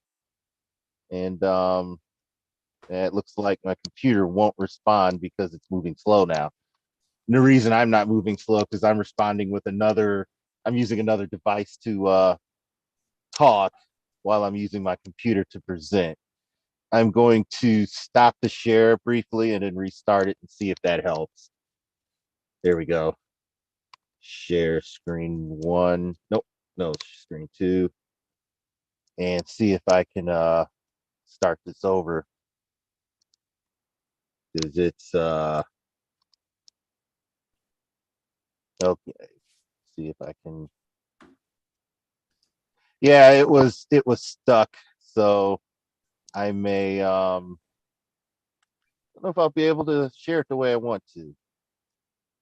Okay, we'll try to hurry this up here, because there's one other thing that I would like to do. So these are images that I've taken over the last I'll say couple years coming to this park, and I'm in the process of putting it together in a book format. And there were a couple of different things that I've observed. Sunsets, like this picture here. We'll click and let's see what shows up. Moonscapes, like the ones that I went by. Here's a moonscape here. These are some other moonscapes that will appear in the book. I especially like this one and the effect that it has. Yeah. And skipping forward a little bit, let's see if I can do that. You have the night sky as it appears. When you go to this park, it really could, in my estimation, if some of the lighting around it and the fact that it's a lighthouse, it would make a great dark sky park, even in spite of the lights coming from the lighthouse, just because the sky itself has so much contrast. And I'll show a couple more images. They're sort of flying by. There's the author looking at the Cygnus region with the bright light. Recently, I went back to this park and the lights were turned off. I don't know if anyone showed that picture or why the lights are turned off, or if I just got lucky and there were no stars in the sky because it was cloudy that night. I still went. And when I noticed the lights were turned off, it surprised me. And it made me wonder, when do they turn them on at night and when do they turn them off? I, of course, would like them to be off the whole time because of scenes like this. When it's dark, you see the entire night sky. This is the double cluster right here. And this is the part of the Milky Way where Cassiopeia is. And Cassiopeia is going down this way. Andromeda is this speck right here near the tree. That's an entire galaxy sitting right here in the sky. So beautiful aurora are visible from here. And here are some images of the partial eclipse that I was able to view from here. So I'm getting all of these things down, laying them out in the book, and going to go through the process of getting the book printed, maybe do some formatting, and try and publish it. And here is the last image. There I am standing next to the lighthouse. And here's a warped view of it. This is actually the Big Dipper, but it's warped because of the camera I was using to get everything in. But there's the author standing there like it's cold in front of the lighthouse. I dug this image up and realized that I've given this lighthouse a lot of time, and would like to meet the society that hopefully when the book is published, I will have gotten a chance to meet the society that takes care of this entire lighthouse park and set up some sort of partnership with them to to take more pictures like this. Good idea. At the park. That would be. And so before I turn it over to before I turn this over to the next presenter, we learned that Galileo looked at the Milky Way and said it's made up of a countless number of stars. And this is one of the images that I took at Okie Tex of a deep image of the Milky Way here. And I just thought, I found it interesting. Let's just zoom in. So Bortle 1 sky, probably similar to the type of sky Galileo could look at on any given night. And so if he's looking up at the Milky Way, and this is with a a modest camera. I believe I used a 28 millimeter camera. It was a stitch of 3 images, and this was the better part where I had nice round stars. There's nothing but pinpoints of light as you go in till you get to the point where the dark spaces here, where the dust lanes take over. It's not surprising that if you observe deep enough, all you see here are stars, and you go, well, this thing that we call the Milky Way must be made up of millions of them. These are the ones that I could pick up with a camera. And as you zoom in, you start to see more of the faint ones. When you zoom out and there's the lagoon and the Trifid, what do you see? Lots of stars, lots and lots of stars, even over here next to the galactic plane. This part, that image is now, you can tell it's a panorama, that this piece where the stars were stretched, the way that I captured it, the side sections were stretched, but the middle stayed pristine. You have dust lanes and you have trillions of stars that make up this part of the Milky Way. So we can imagine we're doing the way Galileo does it, where we just stare right at the Milky Way and see if you can count all the stars. It gives you great appreciation for observing. You know, we call it the observable universe, and that's because we take the time to observe it and to record our own, observations, what we see, what we find interesting. Here's this cluster here. I believe this is the Lobster Nebula and the Cat's Paw, something that you have to be able to see a dark enough site where the Milky Way rises high enough in the sky to show these. And these are the cat's eyes, I believe, the stinger of the scorpion that are near. Can you imagine how startled Galileo must have been when he started peering into the Milky Way with his telescope and just realized, wow, and just see this. Zillions just stars. of stars. Just stars. And then he runs across things like this and goes, wow, that's a giant what's grouping that? of them. Exactly. What's that? What's this? Yeah. So with that, I'll stop my share. This is why I like shooting the Milky Way, by the way. It is a fascinating part of our natural world.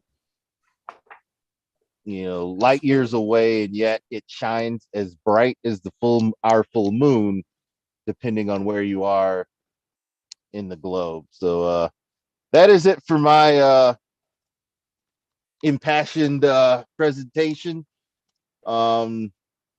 Yes, we need to take care of our home planet, but I believe we can do so while at the same time looking up and enjoying space. All of the planned things like the JWST are a good example of furthering science, furthering space exploration. We find a way to do both, and I think we're capable of doing that. And when the sky's clear, whether the moon's in the sky or if it's a dark sky, definitely look up. I think there are therapeutic things, Scott. I think we talked about how therapeutic it is sometimes to look up at the sky. It is very therapeutic. Yeah, my move, shoot, move. Spiritually good for you. It's good for your mind. I agree. Whether you have a spiritual view of things or not, you can't deny that it is beneficial. To look up and take in the beautiful stars. And buy some new equipment. This is my new tracker as a companion. The little block right here works with some of the older tracker instrumentation that I had, and it will get first light soon to see how well it tracks the night sky. comes with a laser pointer. Yeah, it's called the move, shoot, move rotator. We'll see how well it works. I think the price went up after a lot of people bought it. It's my companion to the Explorer Scientific IXOS PCM8 mount that has worked really well in cold weather, Scott. It's been very solid. Yep. Good. And it's responsible for a few of the images. That mount will come along with my rotator to the Okie-Tex Star Party. It's going to be perfect for visual observation, or if I want to have one camera do some deep sky work while the other camera runs around on this other mount. I set it up and do some on the spot night sky photography. We'll see how well it holds up to my my beating. I'm pretty rough in my equipment. So all right, let me go on mute so someone else can present. Thank you. Okay, so up next is Nico the Hammer. Nico, it's great to have you on Global Star Party and help us celebrate the birth of Galileo. So that's great. Hi, Scott. Hi, everyone. How are you all? Was a really nice night with a beautiful presentations.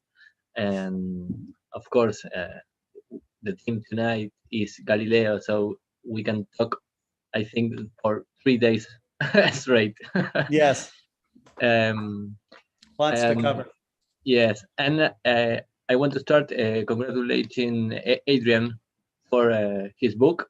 I think it's really nice. They have really nice pictures, and we all need to go to that lighthouse to the presentation of the book. Yes. Okay. You all are definitely welcome. If that's where it's presented, that would be perfect.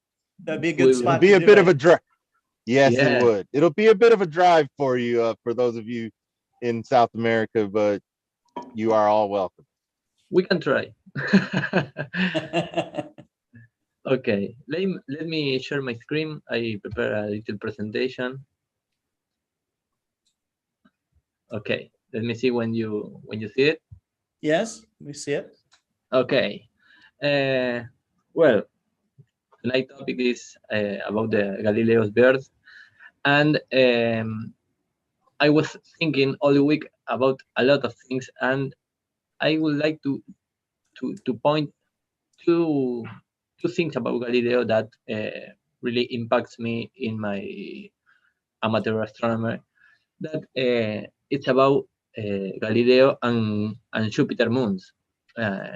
He observed and registered the movements of Jupiter moons, and I can stop thinking about what if Galileo magically could be alive today and watch all the images of Jupiter and the moons that we are used to watch and to take, and for us it's something like normal. You can get a better image or a worse image because of the night or your equipment, but Galileo watched with a really small telescope, and he watched night after night, and he knows what they are, the moons of Galileo and the moves, and it's really amazing what he did.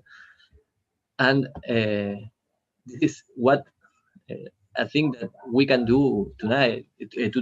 I think. I mean, it's. I was all week thinking about this. Is what if Galileo could see these pictures that we can take in our homes today? This is a picture of the last year when I use my Dobson that is here with me, and my Quake Y5 camera with no Barlow, because I want to capture the 4 Galileo's moons.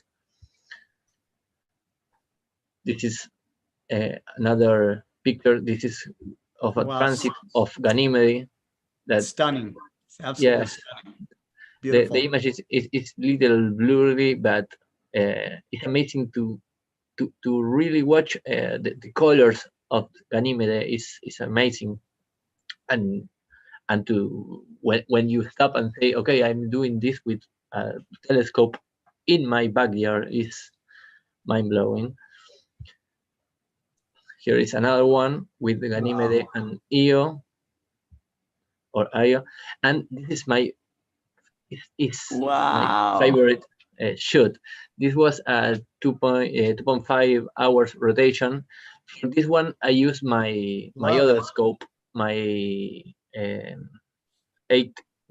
6-inch Newtonian with my equatorial mount, because I need to track to 2.5 hours. So and it's amazing when you make the GIF and you run the time up, and you literally watch the moves, the movement of the moons is amazing. It's beautiful. And that thought that what if Galileo was here, it took me to another thing, that what about our discoveries?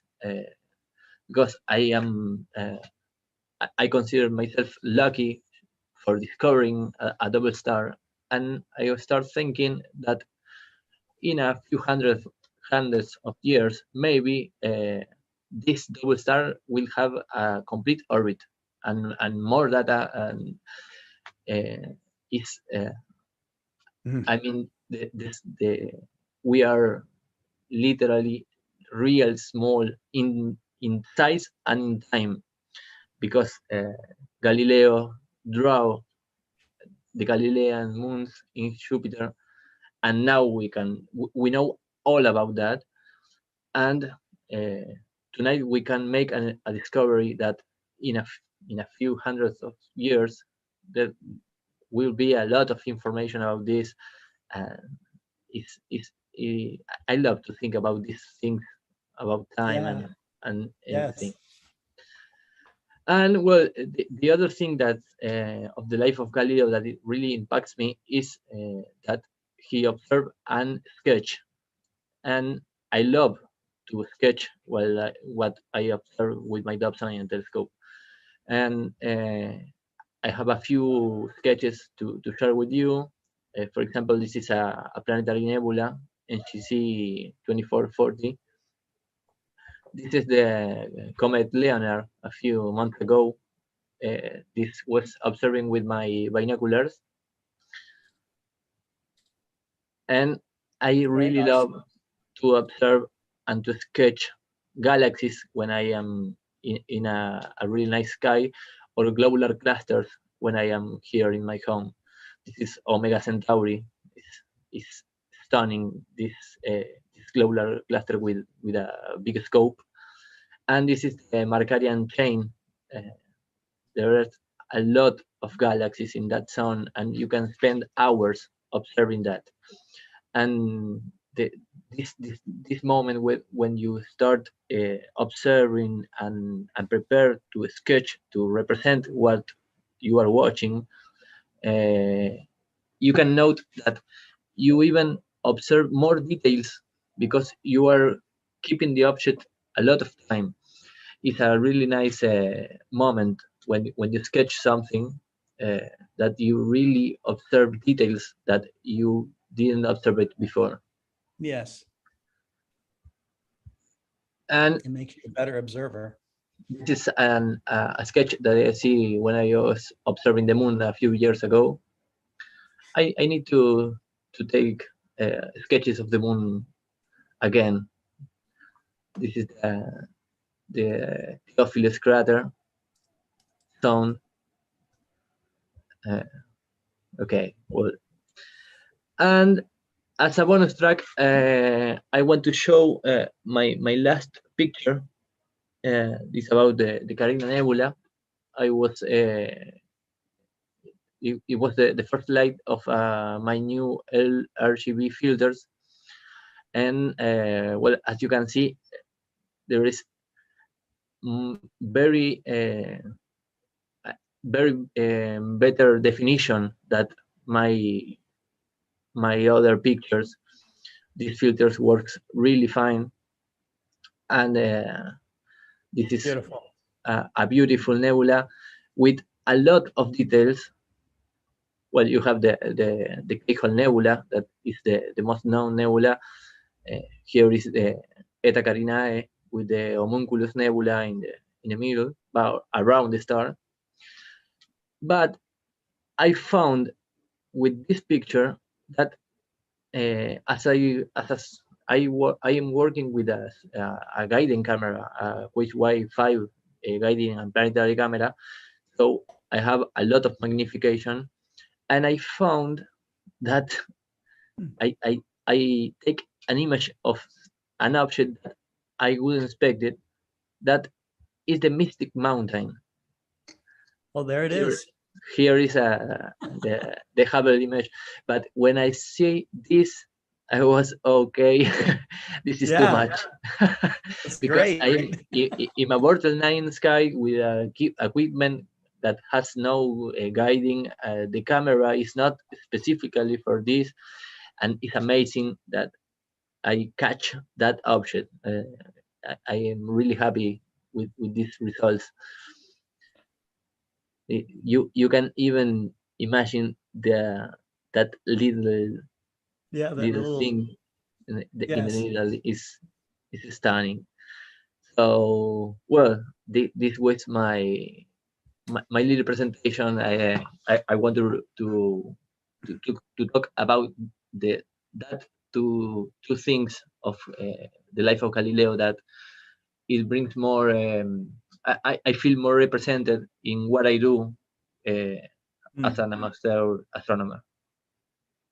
It's great stuff. You know, Nico, it's going to be a long time before I forget, if I ever forget, that video of the moons going around Jupiter. That was stunning. It was absolutely stunning. It's amazing. Yeah. I am waiting this year to make more time. And maybe with the filters, I will change the filter and try to make this with color. We'll see what happens. Great. That would be great. Thank you so much. Thank you, Scott. You knocked it out of the park, Nico. Thank you, man. Thank you.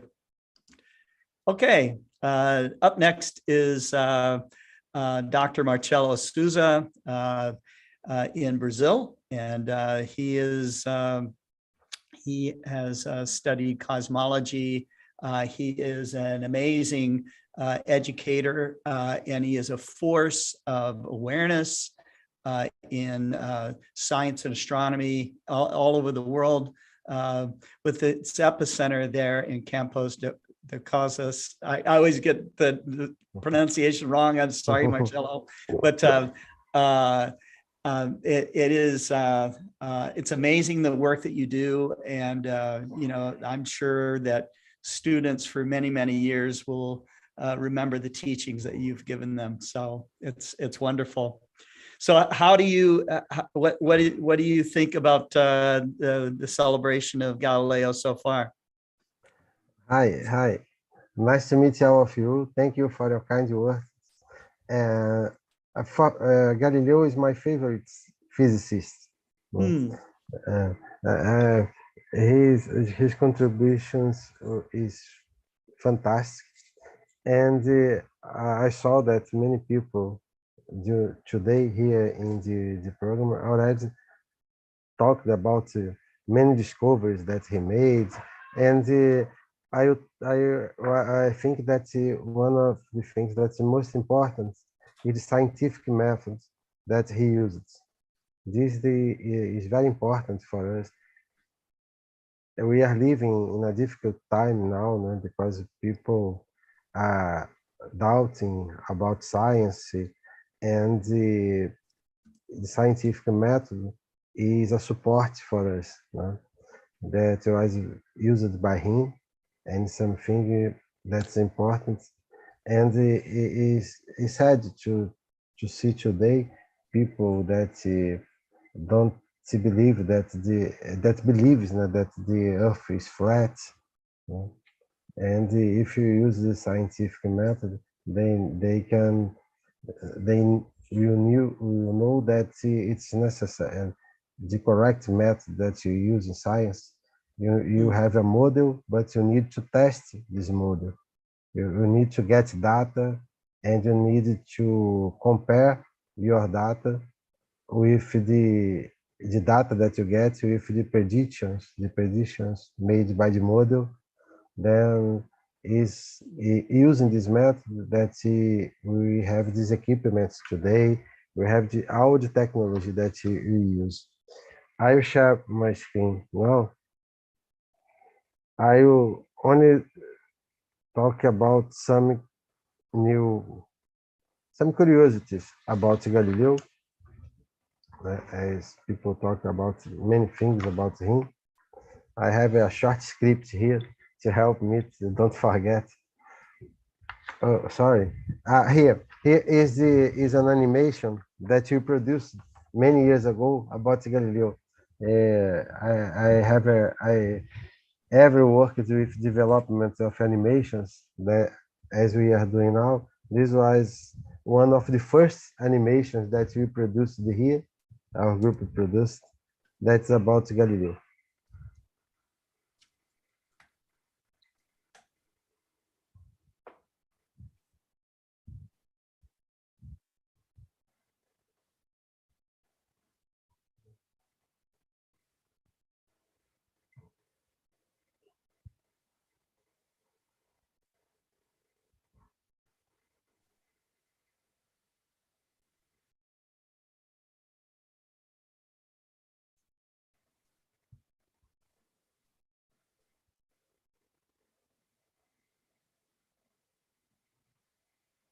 It's about his problems with the church. Yes.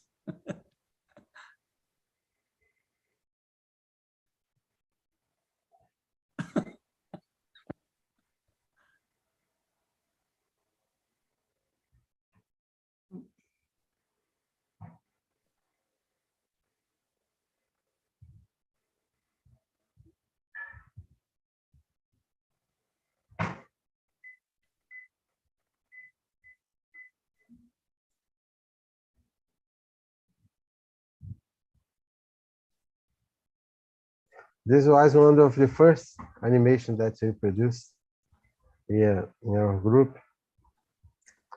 And here is Galileo. And as I saw that, I don't remember who said about the Lippershey. Also, they call Lippershey. I don't know if it is correct pronunciation in English, but I'm saying like we say in Portuguese, Lippershey. And the curiosity about him is because he was the first person to apply for a patent for a telescope. But in the period that he applied for the patent, two other Dutchmen also requested the discovery of the telescope. It was Zacharias Janssen and the Jacob Matthews. And the Jacob Matthews also applied for a patent of telescope, but a few weeks later, after the Lippershey. And then the government of Netherlands turned down both applications because of the counterclaims. And also, they considered that the device was easy to reproduce. Then they didn't get the patent. But as Lippershey was the first to request, generally, we consider that he was the person that developed the first telescope, but it was so easy to do, and nobody knows who made it first. But it's a reference for us. As this was in 1608 in Netherlands. But the government paid Lippershey a fee to make copies of his telescope, even he didn't get the patent of the telescope. And something that's also curious about this is that in 1609, Galileo heard about the Dutch telescope, and he designed one for his own. But he never saw the telescope developed by the Dutch.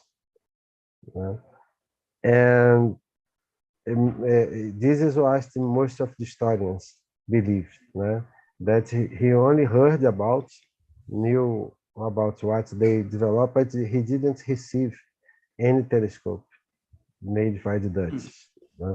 This is something that's curious, how he developed the first telescope. This is one of his telescopes. This one has a magnification of 14 times, but the first that he developed was 8 times the magnification, and the telescope that he used for the discoveries that he published in the Siderius Nuncius had 20 times. The magnification was the 20 times. But it's difficult to believe that you have telescopes, refractor telescopes in Europe, and he was only him that looked for the moon. This didn't happen. Other people used telescopes to look to the moon, but the importance of Galileo was the reports that he made. Thomas Harriot probably looked to the moon and made a draw of the moon before Galileo published his observation, but he didn't publish. Then the credit that for the first observation, the reports are from, we consider Galileo the first one to make the reports, and also the analysis that he made of the observations. And then the Siderius Nuncius, that is a sidereal messenger in English, is a short pamphlet published in New Latin by Galileo on March 13, 1610. And this book is a very important book. Here are some pictures. Here is this first sketch of the telescope made by Galileo. This is the first sketch that That's interesting. Made. Yes, with 2 lenses. And you have all these images today available online. And this is the Siderius Nuncius book. The draws that he made of the moon. That are fantastic draws. And here the observation of Jupiter that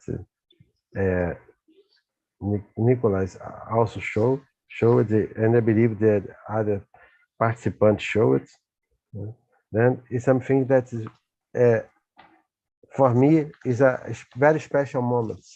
And the modern astronomy began with Galileo, with the use of telescopes.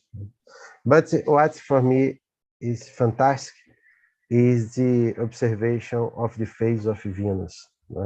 Here are the images of that Galileo produced of his observation of the phase of Venus. Here we have the observation of Saturn, because he didn't notice that it was a ring in Saturn. Only later that it was identified rings of Saturn. Then this was, but I will talk about the Venus phase. That's something that is fascinating for me, how that he made the announcements. I don't know if everybody knows.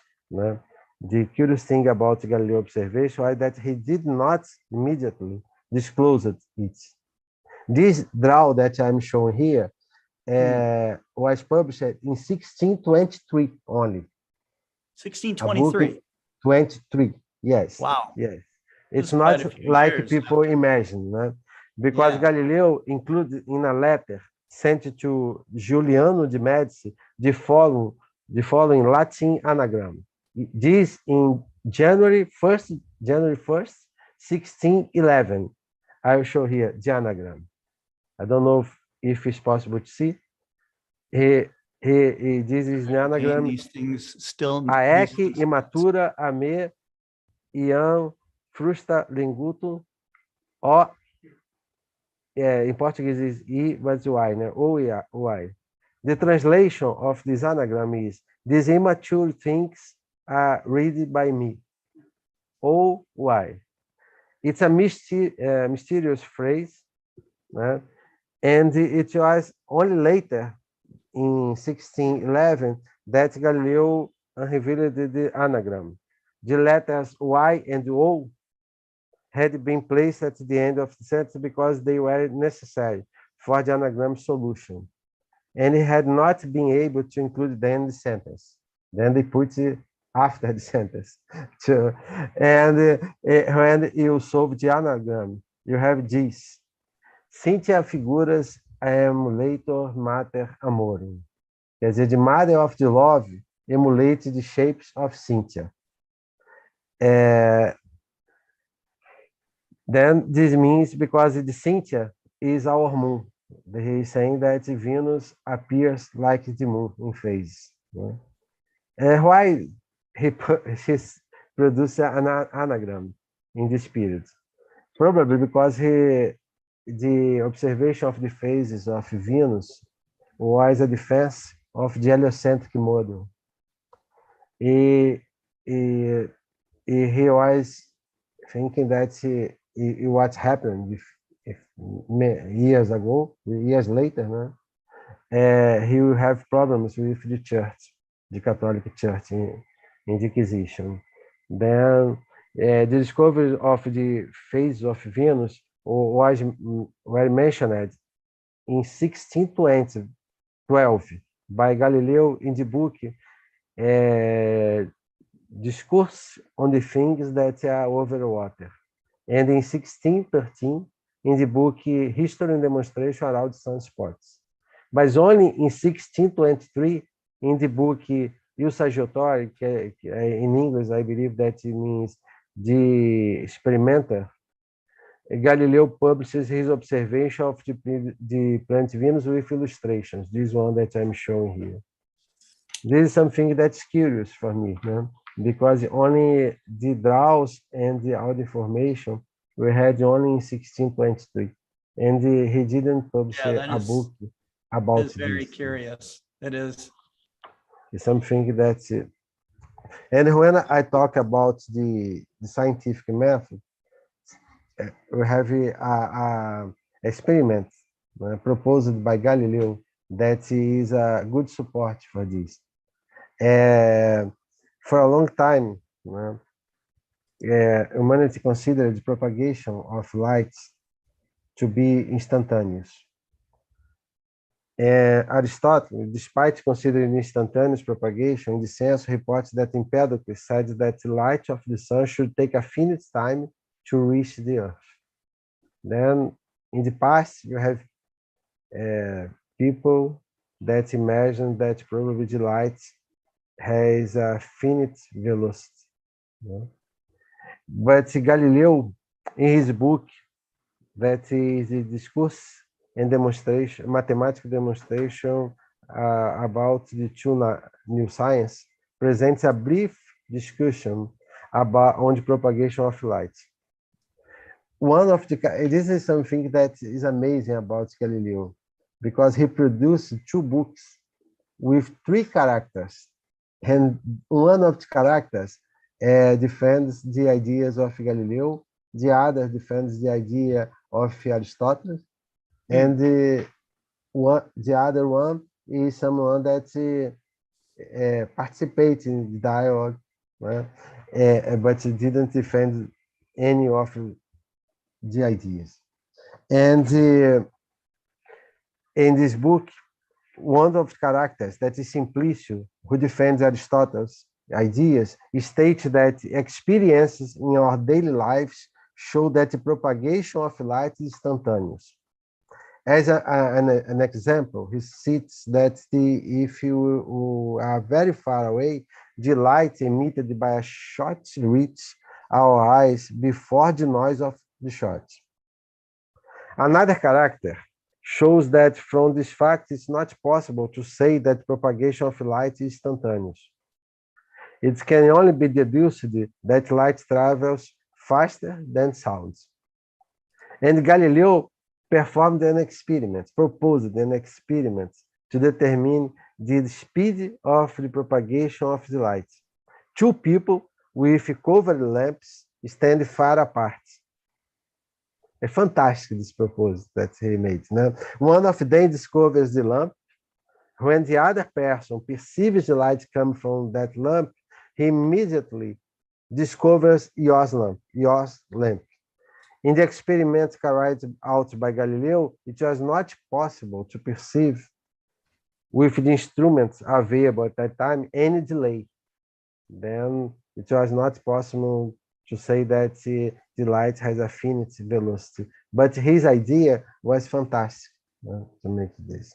Only in 1676, the Danish astronomer Ole Homer first estimated the speed of propagation of light, and it was based on the observation of the movement of Io, Saturn, moon of Jupiter, one of the 4 Galilean moons of Jupiter, around the planet Jupiter. It obtained a much lower value than what is considered today. The French physicist Fizeau, in 1849, determined this value with good precision for an experiment carried out in the laboratory and based on the proposal made by Galileo. That is something that is fantastic. We're using the scientific method, and we need this today. We need this today. The people that consider the scientific method and the science is what is giving hope to us at this moment. And now we return to develop activities in schools as part of the Young Star of Tomorrow. We began this Monday, and these are some images. We visited a school here far from downtown, and we made presentation about astronomy, about how to produce apps, animations, and we made some solar observation here with the students. This is something that motivated us here. Thank you. Wonderful. Thank you, Scott, for the invitation. Thank you, Marcello. I learned some stuff about Galileo from you. So actually, I've learned some stuff about Galileo from everybody that's given a presentation tonight. So it's been really great, and I think it's important for us as amateur astronomers to celebrate, the people that help progress our understanding of the cosmos we live in. I think it's important to look back because their effect is still going on. And I think Galileo himself would have been amazed to know, what influence he still has today, and that we remember him after so many 100 years, so yes. Even as big as his ego might have been. But for me, he's my favorite physicist. Yes. Yes. His life is fantastic. Absolutely. Marcello, thank you. Thank you for also bringing up about your program for students. You are the editor of Skies Up magazine, and you can still get your free copy if you go to explorescientific.com/skies up, SKYSUP, and you can get your free copy of that publication. Fascinating read. So, Marcello, thanks again. Thank you for my pleasure. joining us. Take care. Okay, so up next is none other than Cesar Brolo. Cesar's been gone for a little while, but we're so happy to have him back with us. And Cesar, you look great. You look vibrant, healthy. You feel good? Yeah, Good. Yeah, thank you, Scott. Can you hear me good? Okay. Yeah, yes, we hear you yes. fine. I feel, yes, you told me the same, that you go out from the illness, that you told me that you feel younger. Me too. Yes, it's the effect. Yeah, yes. I don't know why, but I feel better that before have the COVID. Yes, was a little strong, but you know, the, maybe 5 days a little strong, like a normal flu, or maybe one of the strongest flu that I remember, but not really something complicated. But you know, you spend a lot of time isolated in a place of your home, like a prisoner. Okay, Or like a prisoner. Without make astronomy. But now, right. You're under your own yes, house arrest, right? So there you go. Mm-hmm. Yes, yes. And well, tonight I return again from I'm using now an X100 with a Explorer Scientific Maxutov. This is in this position because it's pointing now to the moon. But before, I'll show you a small picture that I took 1 hour ago. 1 hour ago, sorry, of let me share the screen.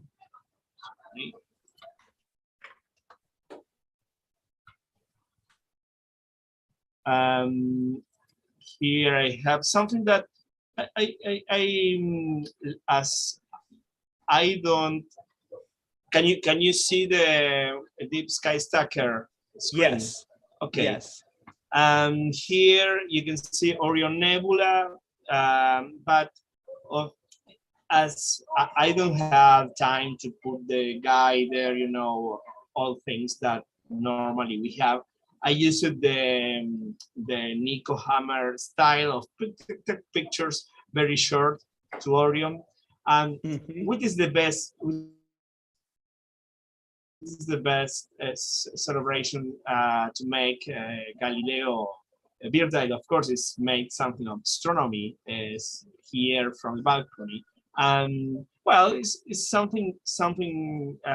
Of course, that is a picture only to show something, a nebula from middle of the city. Let me try if I can change a little. Yeah, a little. The joke is that allows it to reserve my effect when my computer is maybe in the border tonight, and it's not the problem of internet. If something is freezing because the computer is working with the image, well, I think that I can't make something better tonight with this Orion Nebula. Let me try a little more.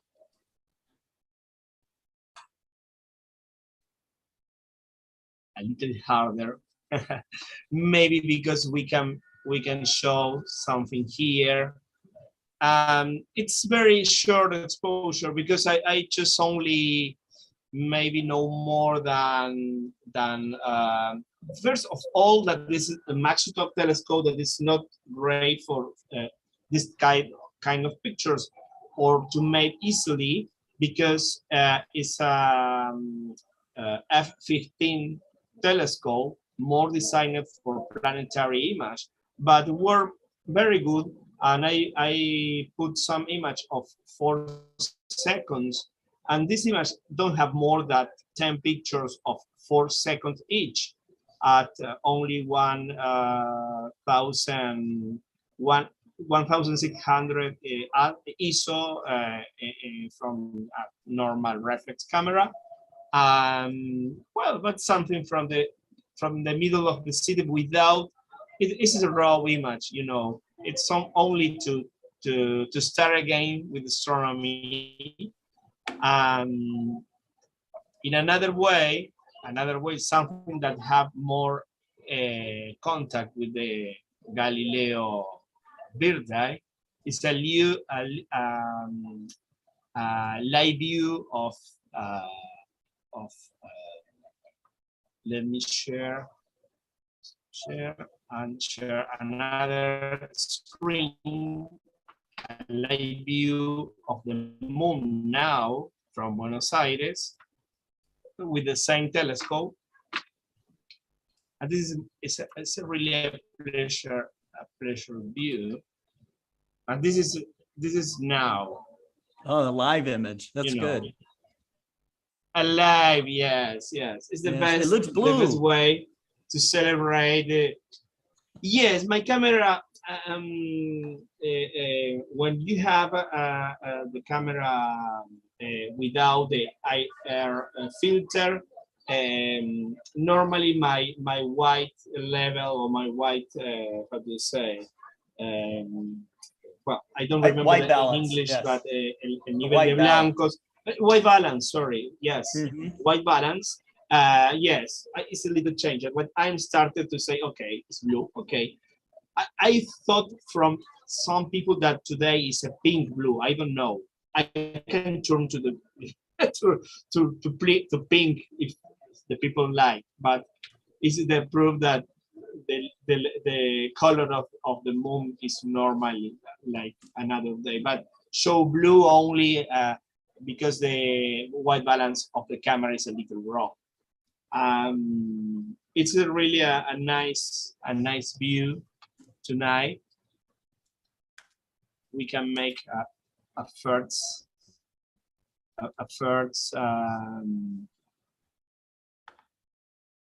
view of this border, thinking in the first sketch of Galileo sketches of the craters. Let me check if I can. You know, I here you can see the zoom view. Yes. Well, you can see a rectangle drawn around the moon. Yeah. Now you have the view of a little part of the border. Because I don't know if not enlarged. Let me, yes, I can change because when I use, no, this is something that, yes, you know that it's a nightmare to share now, yeah. Because, yes, you need to share separately, yes. Now you can see the zoom view. It's okay. Yes. Okay. And you can tell it's live because you can see the atmospheric effect. But it's beautiful. Yes, of course, that is beautiful. It's the best focus, but you know that in summer we have the opposite of the zoom. We have very low the altitude of the moon. And the atmospheric conditions not very strong to the image, and especially between buildings, as I am pointing to the moon now. But despite this, it's incredible things that you can make with a small telescope mount. Yes. And I use it only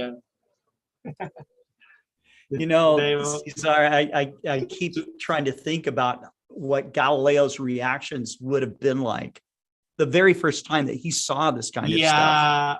You know, it's like he must have been almost dizzy, you know, with the realization of what he was seeing and seeing something that few, if no one, had seen before, you know? Yes, imagine the Galileo have a limit between the imagination and the real being of the things, the real watching. Because, for example, we told many times that, for example, for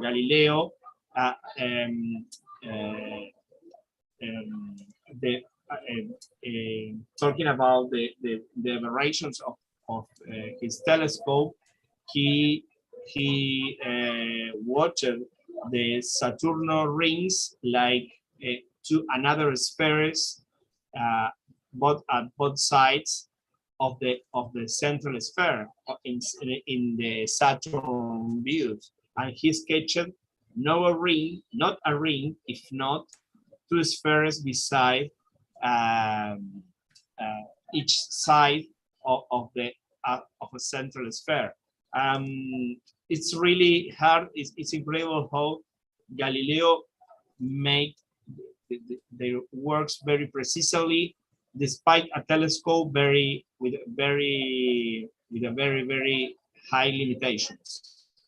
This is it's incredible when we talk about technology today, the accessibility of this old technology that we are watching. So we are watching the moon from Buenos Aires, and in the entire world, we have maybe, if you think in the scale of this moon, where do you have maybe in a screen, maybe more than 2 meters of diameter, the magnification for each crater. And this is only a telescope that, look the size, nothing. It's incredible. It's impossible to imagine how Galileo can make the incredible perception of his discoveries without technology.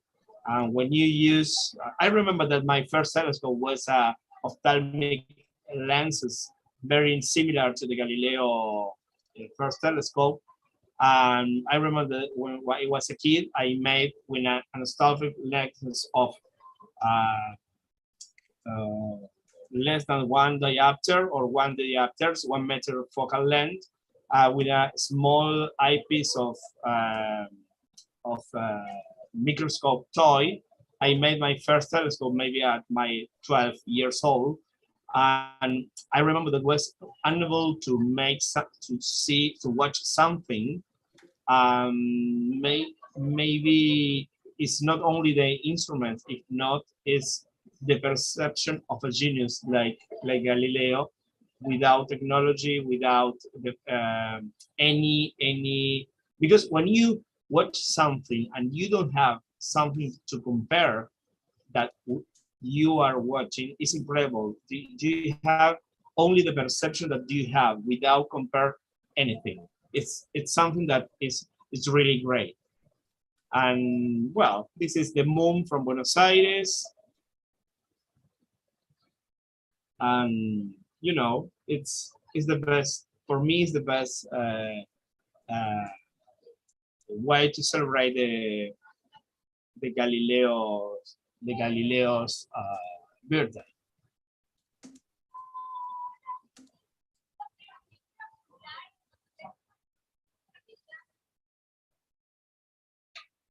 Beautiful. Thank you. Beautiful. Okay. Well, thank you. Thank you for the live view. It's a fitting tribute and a fitting way to celebrate Galileo's birthday. And so I'm very pleased. And which camera did you use? Is this a DSLR that you have attached to the scope? No. I used an old Canon T3i. It's a Canon 600 maybe. It's a very old camera, reflex digital camera. Not old, well, but it's maybe 80, and it's still working. And doing a good job. Easy to connect to their telescope and make a good job for different kind of image for planetary or for deep sky image. All of that I used tonight is easy. Is the Maxtop telescope, the Exus 100 without put the go-to. Only I use only a tracking mount tonight, but I put in roughly polar alignment. I put the you can put the moon without maybe go to alignment because have a memory like from the parking position, from your parking position. I use it a little more to adjust the position and no more than this. And it's easy. You can make and start astronomy in a very easy way. Well, I am waiting the X102 version that maybe next month we are arriving to Buenos Aires. But it's very nice. Despite this, it's very nice. Have something that is put point to the moon and very easy to have an image that you can enjoy. It's Absolutely. And the picture of Orion was more unexpected for me because I pointed to Orion. I say, okay, maybe no more than 3 or 4 seconds. Yeah. I am stuck at only 8 pictures to try if it was okay, but I have maybe 100. Tomorrow maybe I try to stack in the all very short pictures that I took. Maybe I can get a better results. But it's something that you normally don't expect from a Maxtop telescope make deep sky astrophotography. But I try it and work. Yep, it's nice. It absolutely did. It's for Galileo. It's for Galileo. It's for Galileo. It's for Galileo. That's right. That's right. Yeah. Yes. All right. Yes. Cesar, thank nice. you so much. Thank you so much. That's great. You're right. Next up, we're going to bring up your friend Maxi. If he's with us here, let's see. Maybe not. Maybe not. I don't know. I don't Maybe have not. Let's see. From Maxi. Yes. Yes. Maybe later. Maxi is sleeping. I don't know. Maybe he is. Okay. Well, Maxi said he might show up and he might not. So he was looking at towards the end. But I want to thank all of you that made presentations. If you're still watching our program offline, and of course Marcello is still with us, and Nathan's still there in the background. I can see him. Yes. Yeah, Marcelo made an excellent presentation. For me, was very interesting. I followed the entire show from the computer. Marcelo, really thank you for the presentation and all about tonight about the Galileo history, and was really very nice to follow to learn a lot, really. Marcello, I have a question for you.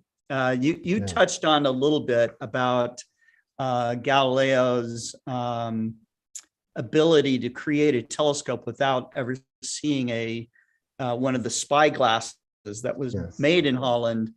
Is there are there people that are skeptical that he did not see one? Do you think that perhaps maybe he did and claimed he didn't, or how do you think? I have information about this historians, that most of them believe that this is what's happening, but he heard about the telescope that was developed. Then probably he received information about how is built the telescope, with lens, and he, with this information, he could make tests until he developed the telescope. This is what they agree, because they need some kind of information about how what is the telescope that the Dutch has produced. Then with this information, he could made his own telescope, refractor telescope.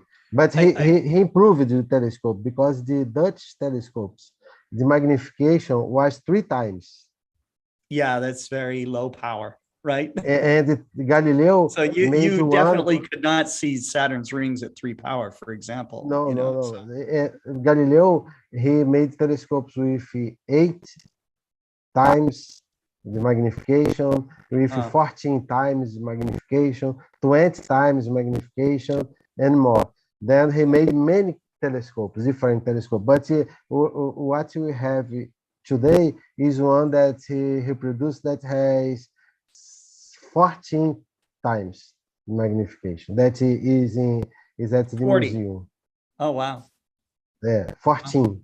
14, I see. 14 times. Right. 14. But the book, the first book, Sidereus Nuncius, that is the information about the observation of the moon, the observations of Jupiter and the moons of Jupiter. He produced with a telescope with the magnification 20 times. I promised Randall Rosenfeld I'd try to replay the final recorded music that he sent to me. Let me see if I can play that.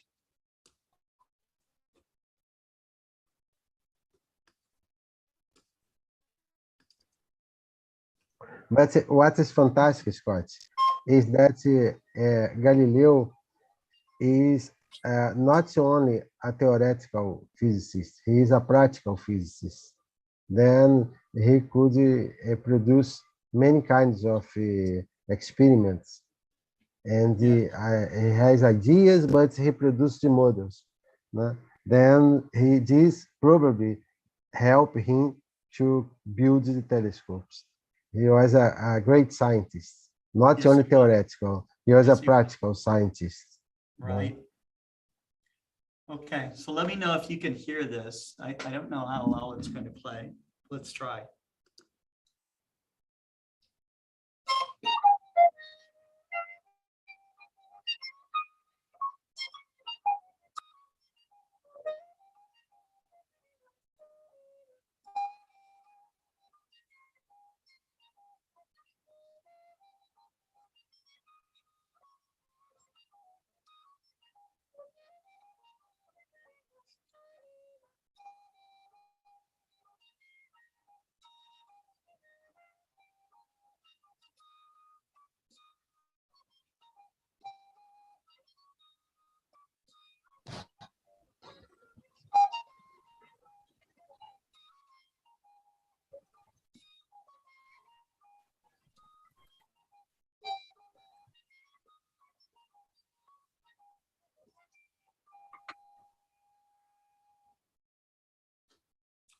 It is mute for me.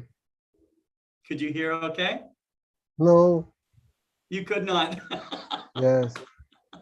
Maybe the lute is just a little too high for the for the audio for this. Okay. We'll have to get Randall to record that in video, and then that would play over real well. So anyhow, I do want to thank the audience for tuning in today.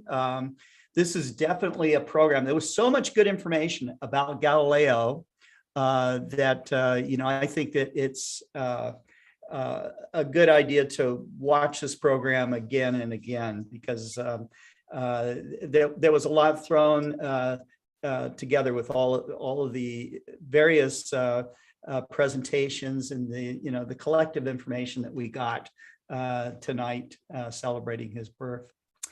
So again, thanks a lot. Thank you, Caesar. Thank you, Marcello. Nathan, thank you so much. You guys have a good night. And if you haven't had dinner, I hope you have a good one. Take care. Boa Good noite. night. Good night Boa to noite. everyone. Buenas Bye-bye. noches. Good night. Buenas noches, Marcelo. Buenas noches. Buenas noches.